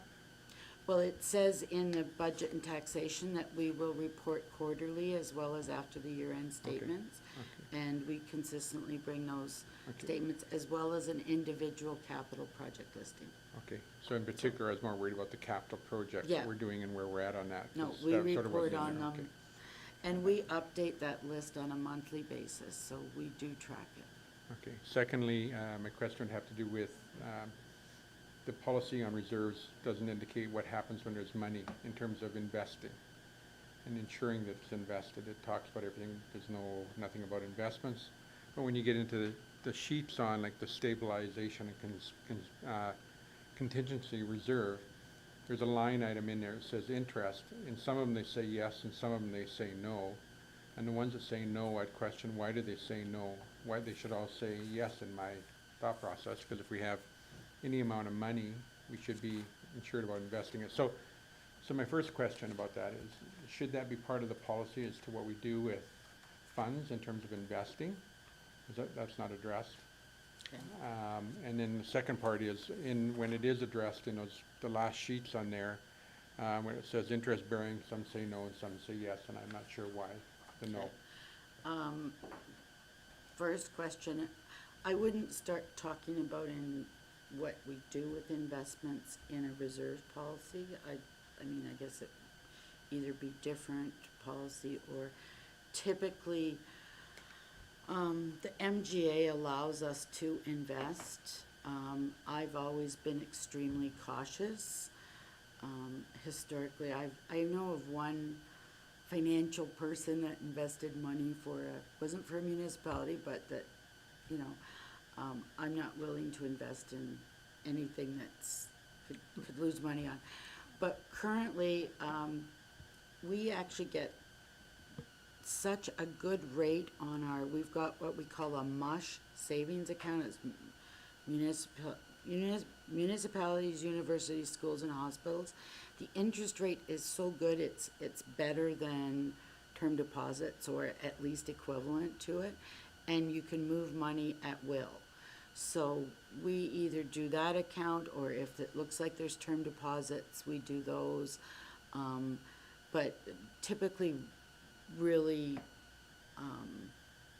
conservative investments. The reason why some of these are said no for interest bearing is we calculate interest during year end and assign the interest earned to various reserves. If I said no, like the stabilization reserve, it's got a cap.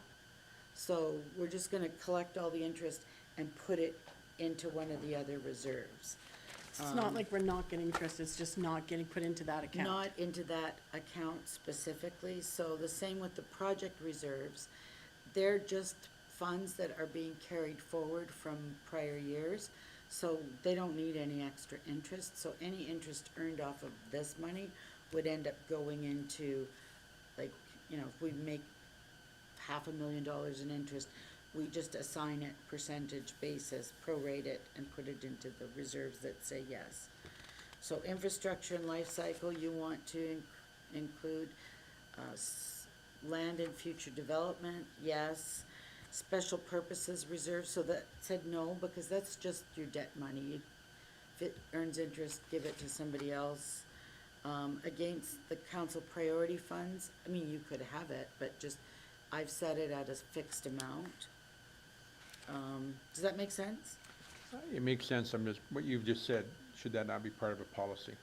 Because what you've done is you've basically said, here's my policy on this stuff. But should it not be part of the policy? I'm just questioning.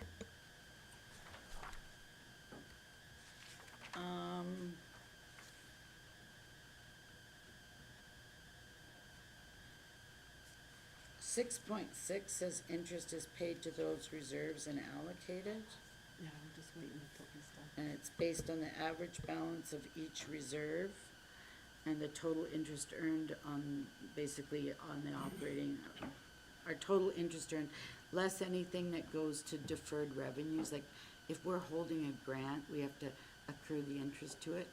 So it does identify the process of allocating the interest. In the policy already.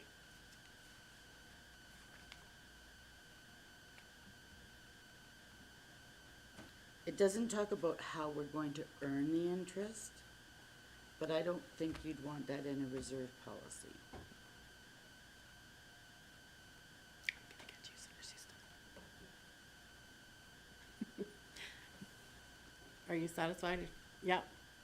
Well, you think about it, we'll go to Counselor Phillips, who's been So- patiently waiting May- to ask a question. Well, I'm just trying to maybe help clarify a little bit. So each one of these reserves don't have a separate bank account. We have a bank account Yeah. that we make interest on, and when that interest is allocated back into these reserves, certain ones, like the land future development one, won't get interest money into that account. It'll go into the other ones, and that's where the policy says yes to interest or no to interest. So we are making interest on all the money we have, it's just not going into certain reserves unless it needs to. And going back to the stabilization and contingency reserve, that's probably formerly known as the unrestricted surplus. Yes. And that's what we had. We usually had $1 million or $1.5 million in that, and we still have that. It's just a different name is all. Yeah. Yeah. Did you have any questions, or you No, just wanted no, to it was just, clarify? it was just a comment, just to help, Okay. help clarify. Okay, does anybody have any questions?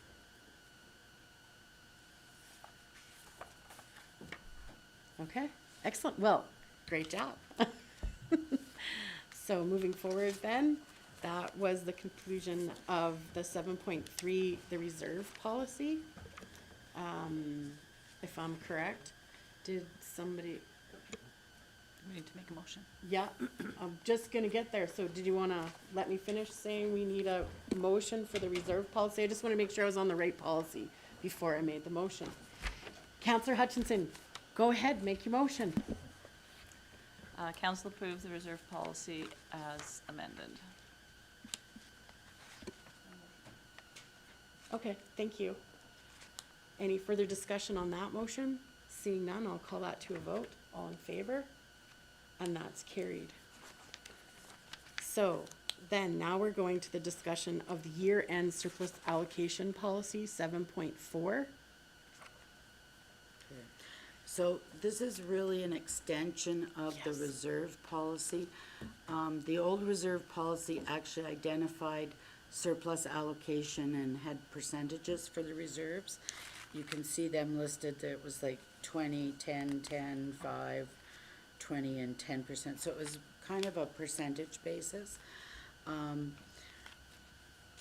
The big thing that this policy does identify is it also talks about the calculation method of our I'm gonna call it the operating surplus, because there's PSAB accounting standards that your statements have to be prepared on. And the surplus that you see on your audited financial statement is not exactly the same as what you see in your budget document. We do everything we can to match it as closely as possible. If everything matched, you would have to pull out amortization. Principal debt payments aren't included in the body of the income statements. They go against a liability account. So just saying that we need to do a reconciliation, because it actually didn't state it anywhere. So we've put that in and said, we will do a reconciliation every year and present it to council to show you what your surplus or deficit is against the operating budget. So trying to translate it back so that it's simple for you to get. I mean, I have trouble calculating it sometimes, trust me.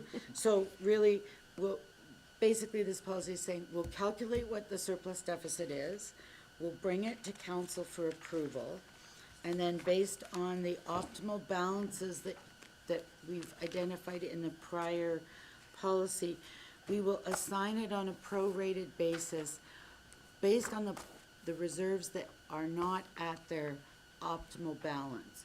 So that eliminates putting money into a reserve that you don't need any more money in. But if, like when I looked at it, it was the two infrastructure ones that weren't there yet. So we would put the money into those, and then that helps us move towards reaching those targets. So it's just a little more refined, I think. Is there any questions? It's fairly straightforward. It's just really, I wanted to get in that we would do that reconciliation. I don't have any questions on it. Does anybody have any questions about the year-end surplus allocation policy? Counselor Phillips, did you have a question? Not a question, if there's no. Did you want to make a Yeah, motion? I was gonna make a Okay. motion. Just wanted to thank Betty for the work you did on this. It's confusing a little bit. You made a very good, Sorry. you made a very good presentation and made it very clear afterwards, or at least to me. So I'd like to make a motion that council approve the year-end surplus allocation policy 012-2023 as presented. Thank you very much. Did we have any further questions or discussion on that item? Seeing none, I'll call that to a vote. All in favor of that motion? And that's carried. Thank you very much. Thank you. Thank you very much.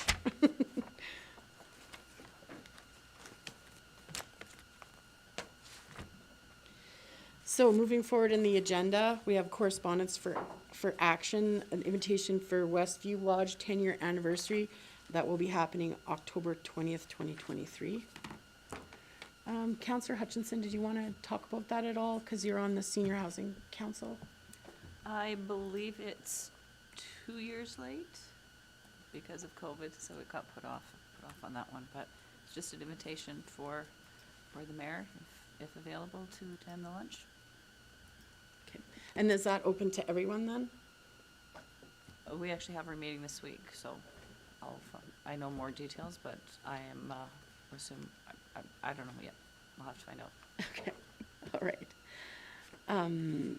So, did anyone want to have any discussion about this agenda item? Can we just accept it for information then? Your worship, are you available to go to make, have a speech? I will have to confer with my my diary. I've got it booked in there, but I don't know what other things are coming up that month, seeing as it's in October.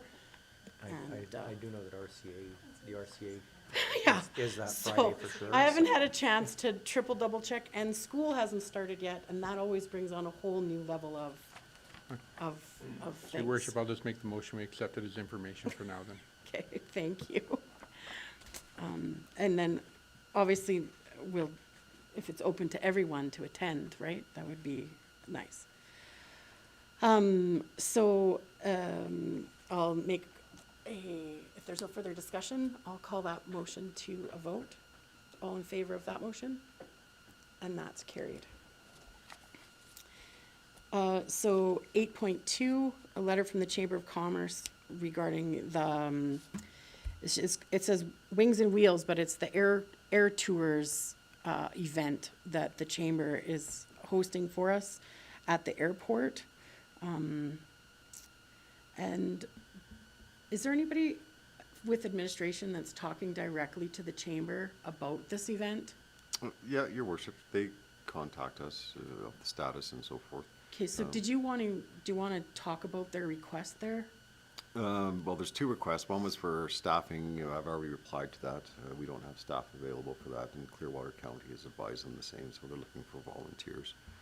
Okay. They did contact me after this letter and asked that their $350 request be amended to $250, and saying it's just a contingency for incidentals, and if it's not spent, it would go back to the town. So really, the request for council is to increase the grant from $500 up to $750.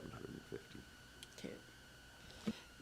When you go back to them, could you ask them, because the air tours is actually quite a well-known event, and it would be nice if that was tagged on their event name to clarify it for people, because they've got a whole website, and we're supporting the air tours. We're not having our own separate event. Like, if you could ask them to make sure that it's tagged in there so that it matches the other. Yeah, no, your worship, I can advise them of that. I'm not too sure how they came up with the Wings and Wheels Okay. slogan, but Because we'll let them know. really, that's what we're doing, is we're supporting an event that's already got a name and it's coming, right? So if you could just ask them to tag that in there. Does anybody want to talk about adding the $250 to this budget? Do we have any comments or questions, or, I mean, we're supporting our airport, and you've already let them know that we can't supply any volunteers. Councillor Caprero.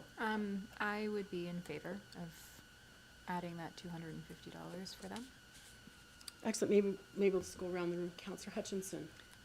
Do we know if this event is being charged? Anybody's, like, is the public coming there and they're gonna be charged for the pancake breakfast? So I understood it was just the pancake breakfast for the pilots, and the rest, I thought the rest of the public or whoever attended would be charged for their meal. So yeah, that's how it works, and so when we were in the meeting, Mr. Kraus and I, online. It's open to the public, so the public can come and attend, and if they would like to buy breakfast, it's up to them. And we've done that only 2 people per plane load are given breakfast. If they bring 6 people in a plane, then they get 2 free meals, and that's how it's working.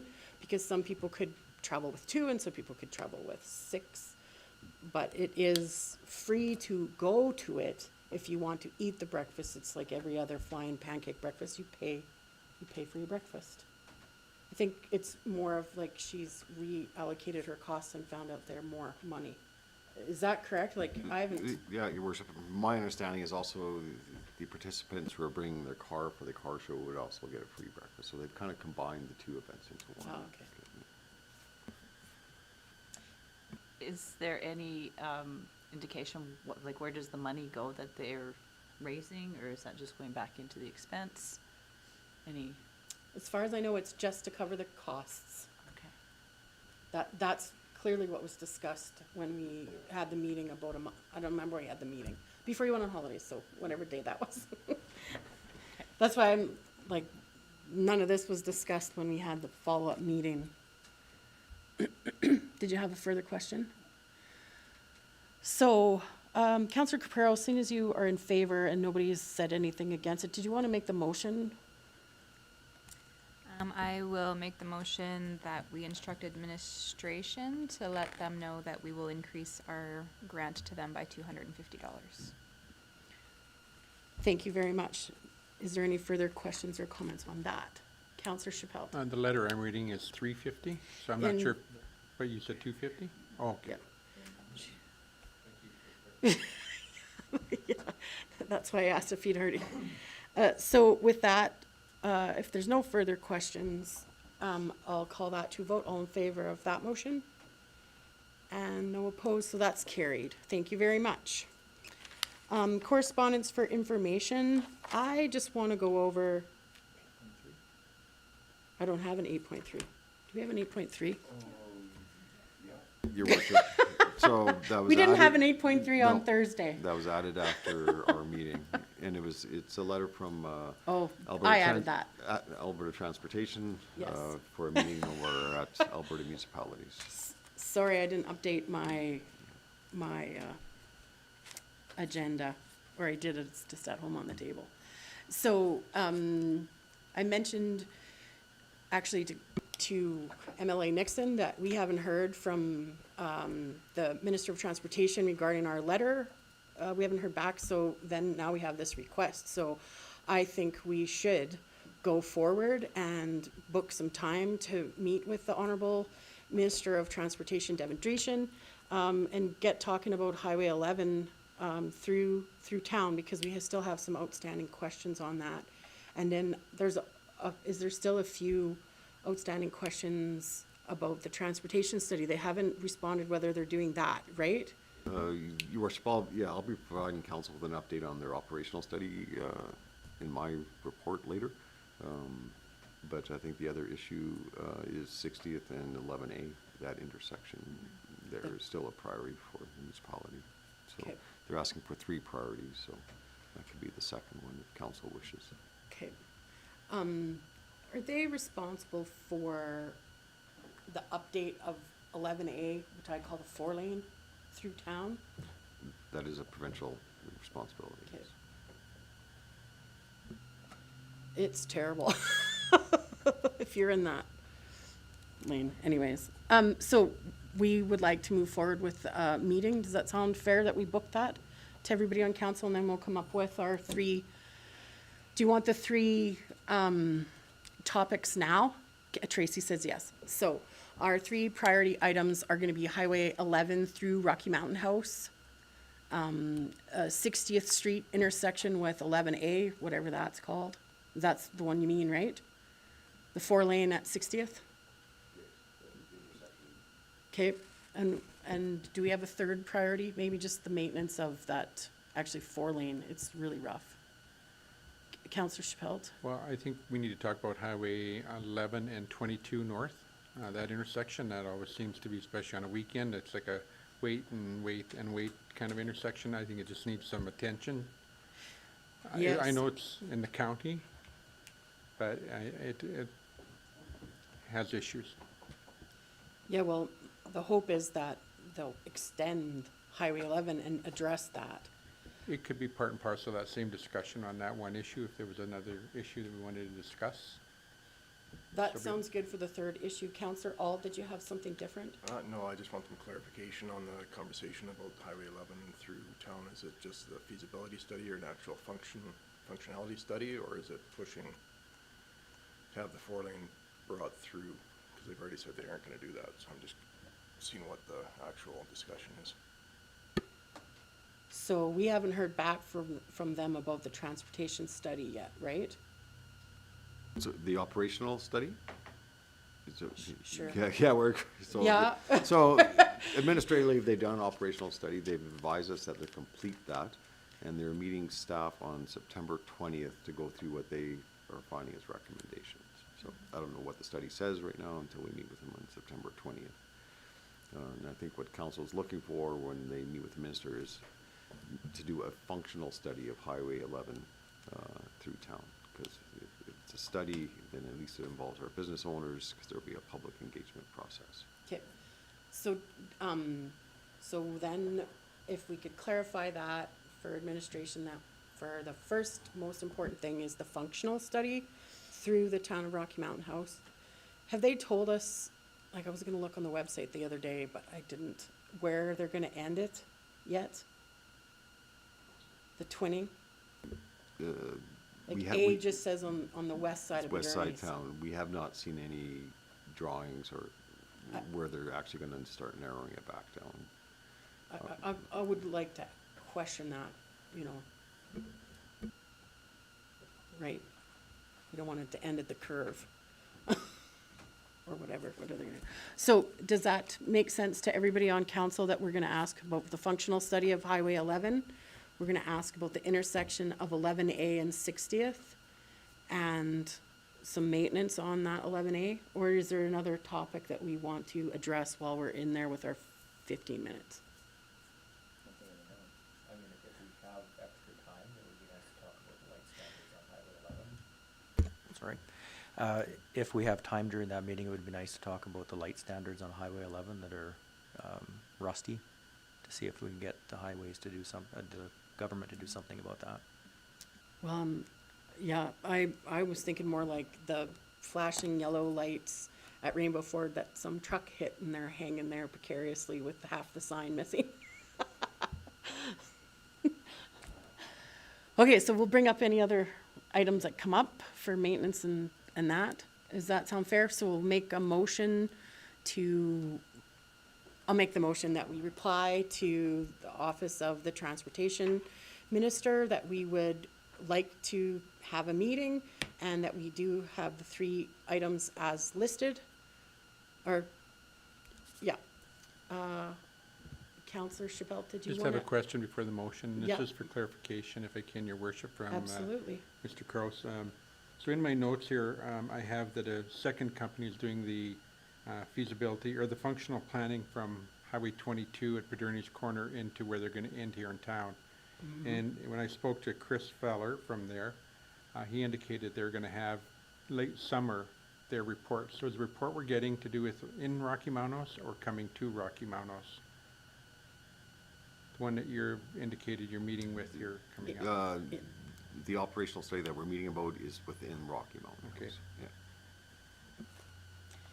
So, as our third item, let's find out about where that A is on their website is ending, so that we can, you know, have an idea how that's gonna affect our community. So, that's concludes my motion. If there's no, amendments to that, does anybody have any further questions or comments about this topic? So I'll call that to a vote. All in favor of that motion? And that's carried. So that concludes 8.3. Just gonna go to this. And so now we're at correspondence for information. And so 9.1, I wanted to address the letter from the Reeve Bart Gagnon, I printed it here, about the watershed. Let's get notes on it. Has everybody had a chance to look at this? So I looked up on their website because this was, we joined this group in 2019 is when this process started, December of 2019. So it looks like our neighbors to the north are concerned about like a number of things. Do we, like, and they're asking us to not support it. For all those reasons. Does anyone want to talk about that? Like, I certainly like to support our neighbors. They're further down the river from us, and if they don't think it's,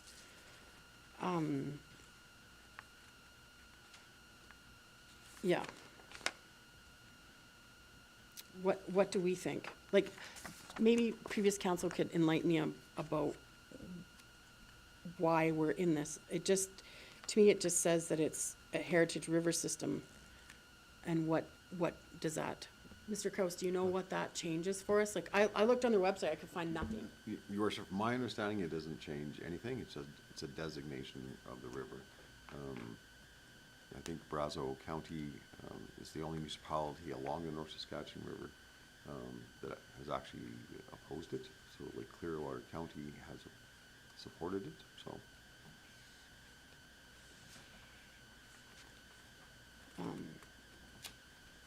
Yeah, it doesn't say, like, they've never mentioned who is on board and who is not on board. I just know it's Smoky Lake and another community.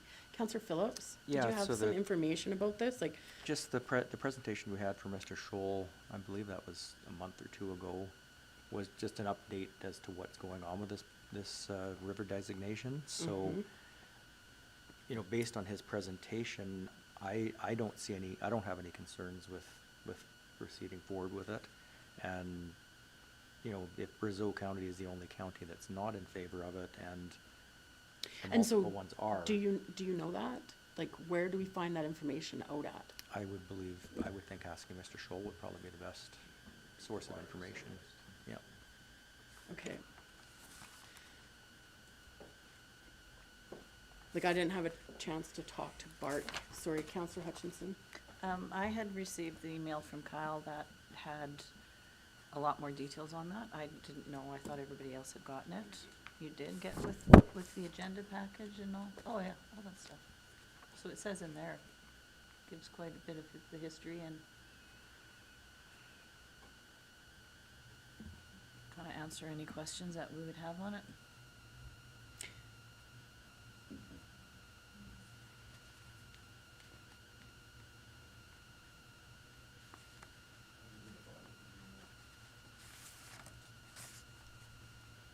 Yeah, because like I didn't go back and find that, but I could find nothing that would, I just wanted to talk about this because he's asking us to do something. And he's our neighbor, and I haven't had a chance to,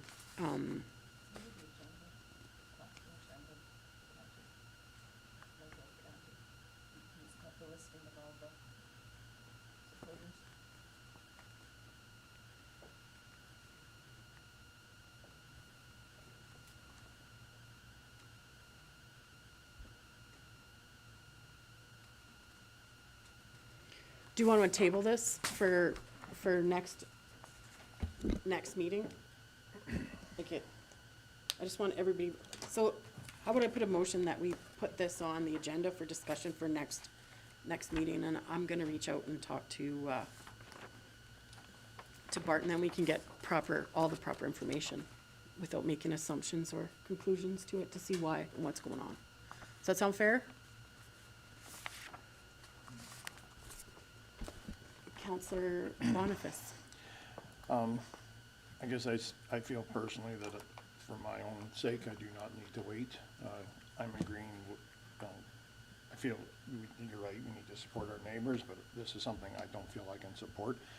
I feel one day the world will go to war over fresh water, and anything we can do to protect our rivers and streams and that is a good thing, and Basically, all we're doing here is designating a heritage river. It was just up on the screen there a minute ago. It's not gonna change federal policies, provincial policies, it's a name. So it's no different than us naming a street after a local hero. We're just giving it a name. And so I don't understand, their letter does not give specifics, and they should have had specifics in it. Yeah. If they want us to support it. So I'd have to say, I just prefer it's information and we move on. Okay, I'm fine with that. Counselor Phillips? I was just gonna say, I agree with Counselor Boniface. I've seen the presentation from Mr. Scholl many times now, and I don't see any reason to change our decision. Yeah. That sounds great. So no problem. I brought it forward, so we had a discussion over it, and he asked us to do that, so we've brought it forward, we've had a discussion over it. Check the box, we're doing our thing. So, is there anything else in correspondence for information that anybody would like to discuss or look at? Seeing none, then I'll make the motion to accept correspondence for information 9.1 to 9.4. Because I don't have a 9.4 in mine either. Any further discussion on that motion? Seeing none, I will call that to vote. All in favor of that motion? And that's carried. So we're down to our action list. Mr. Kraus.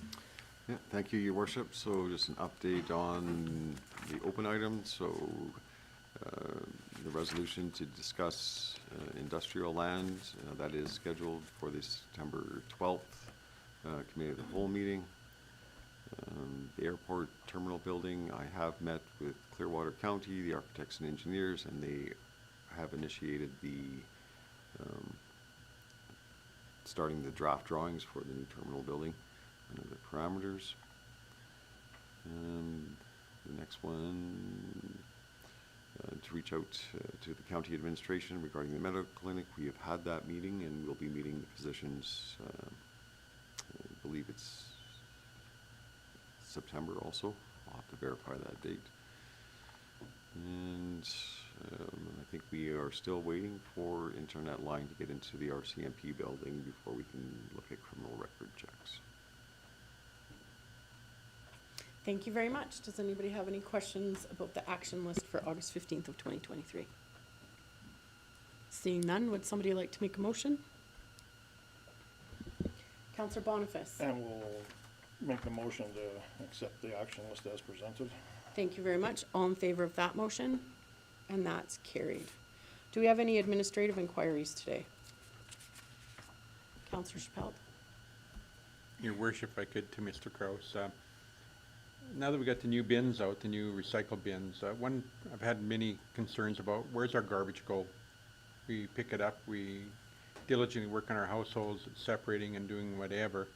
And the question was, and some people have heard, it just goes to radio and goes to the dump. And so I'm just wondering if there's any way that we can enlighten the community as to where their garbage goes and what happens to it.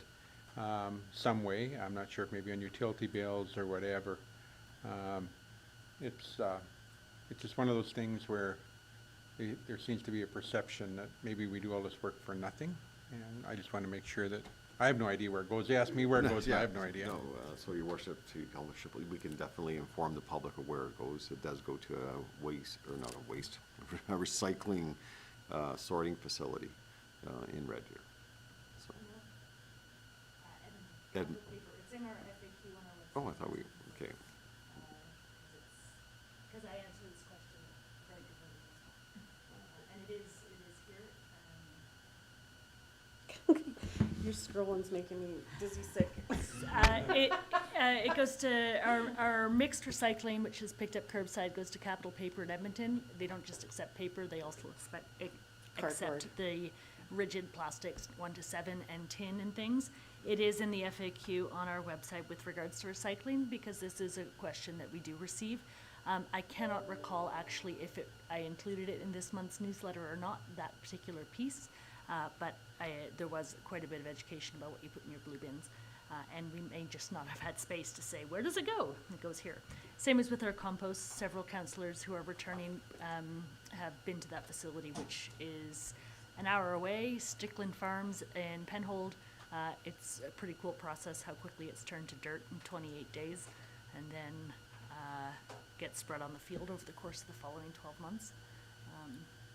So yeah, administration's fully prepared to answer those questions from the public, and I can also equip council with the same as well.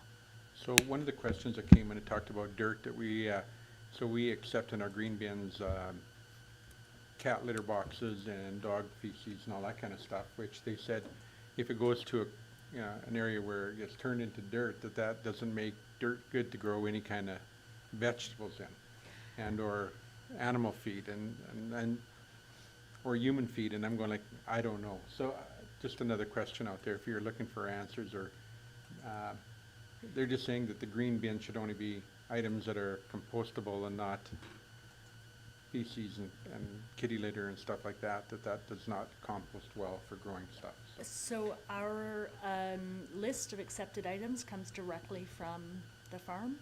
They've got quite a large-scale operation going on, and I really defer to their expertise. And their compost is an industrial-sized facility. It's very different from what you might spin in your black bin in your backyard, which may account for some of the discrepancies. But as for comments on the individual items that they say they can accept, that comes directly from the farm itself, who is receiving and using our materials. And is that on this place here? You don't have to scroll, just, is, That would be on the organics page, but Okay. yes. so you could refer them to that page where it explains that. I'm sorry for scrolling, Mayor. It's okay, I just won't look when you do that. There we go. It was going up and down, it was crazy. Stickland Farms. Counselor Stipple, did you have a follow-up on, No, I have another question. Okay. If I could, please, an Yes. inquiry, Your Worship, to Mr. Kraus, or maybe to council. 2 years away, basically, from election. At what point do we start talking about how many council members we have around this table? I'm just wondering if, in fact, we've been 7 councillors forever. And the question has been always talked about, can we go to 5? Or would council be accepted to going 5 and save us the money in terms of what a councillor costs? So just a cost-saving fiduciary thing, do we still want to maintain 7? And at what point do we start talking about it if we don't? And what determines what happens there? Or is it a council decision? Where does it go? I think I'll turn that to Mr. Kraus. Yeah, Your Worship, I'll provide the legislative answer to the question, and council can debate whether it's a good idea or not. So under the MGA, council can change the number of councillors by bylaw. That bylaw has to be in place at least a year before the next general election. So we have Thank 1 you. year to do it. Does that satisfy you? Yes. Counselor Phillips? Just to elaborate on the question from Mr. Ship, or Councillor Shippold, I have had the opportunity to do the Stickland Farms tour, and perhaps maybe that's something that we should do again with this council, is to see where our organics are going and how their facility works. And I believe it's about a 10-acre facility. It's quite large, and they explain, dog feces. They explain they can actually take some cardboard and wood and things like that. So maybe it might be worthwhile to have another tour of the Strickland Farms facility, just for council information. That'd be great. Does anybody have any more questions? I have an administrative inquiry. We talked about doing groundbreaking on our capital products, and I see that Laura posted on site some of the upcoming ones on our Facebook page, our website, with where they are and what they were. She did that here the other day. But I've had questions about when is the spray park bathroom project going on? When is the wastewater treatment groundbreaking? And have we spoken to Mr. Kennedy about a ribbon breaking ceremony to officially open the pickleball court? Sorry, there's 3 in one, but they're all related. There's 3 there. So with and Wes can correct me if I'm wrong, but the spray park washrooms, that was delayed because they exposed a data line when they were trying for the foundation, so that needs to be corrected. And they already have a solution, I believe. And so I think construction starts next week. Am I correct there, Ms. Simmons? Yeah. The wastewater treatment facility, I mean, that project is on the go already, as council's aware, and right now all it is a hole in the ground. There's no actual, it's just excavation at this point in time. I would have to refer to Mr. Schwader on the pickleball courts and where it's at right now, because I know Mr. Kennedy still has some minor outstanding things he wants to get done there, I guess, before and it'd be up to him for the official grand opening, I guess, as he turns it over to the town, because I think he needs to put wind screening in the fencing, I think and signage, I think is what we're waiting on for him. I certainly acknowledge that it's open for the public, but I would like to maybe, I think it would be nice if council, who's, you know, made the decisions to put capital money into these projects, to have a groundbreaking ceremony at these locations, or something now that the pickleball court, whenever it's suitable.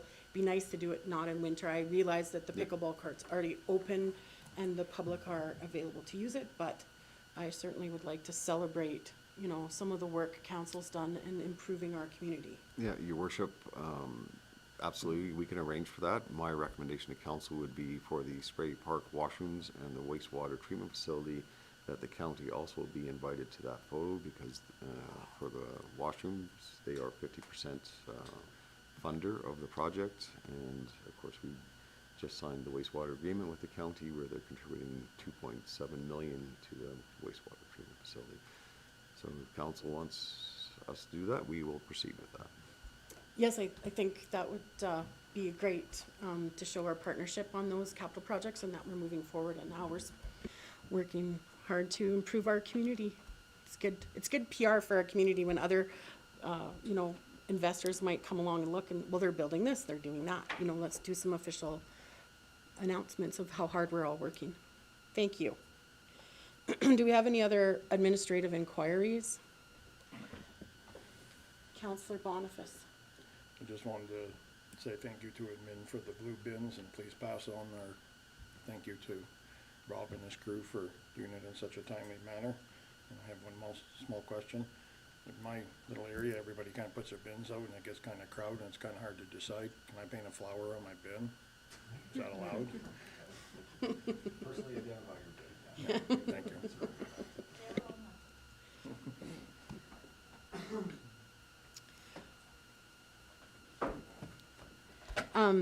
So do we have, if we don't have any further administrative inquiries, do we have any notices of motion today? Seeing none, we do have a number of closed session items, so I will break for a 10-minute recess before we go into closed session.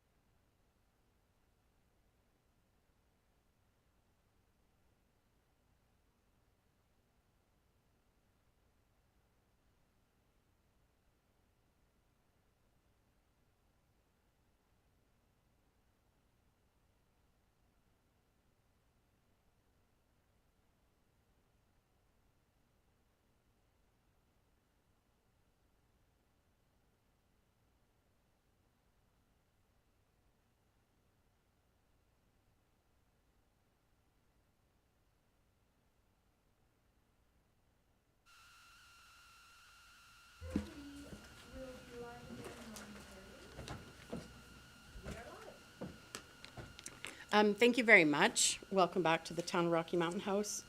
We are ready to go into closed session following a brief recess, and so I'm looking for a motion to go into closed session.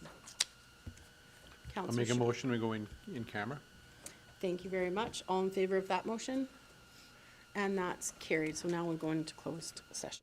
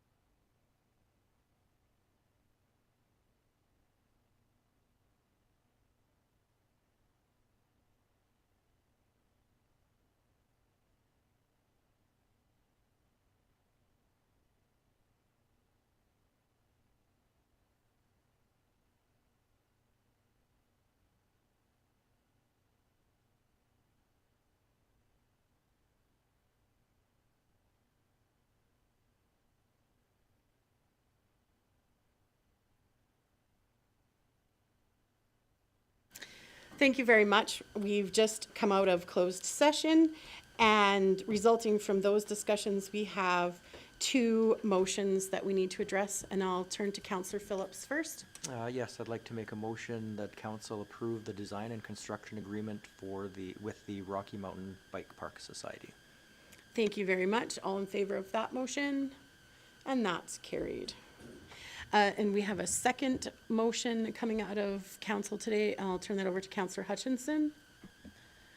I'd like to make the motion that council accept the draft budget for the 2026 Alberta Summer Games bid and commits to the financial support if Clearwater County also commits to the financial support for the games and the bid is successful.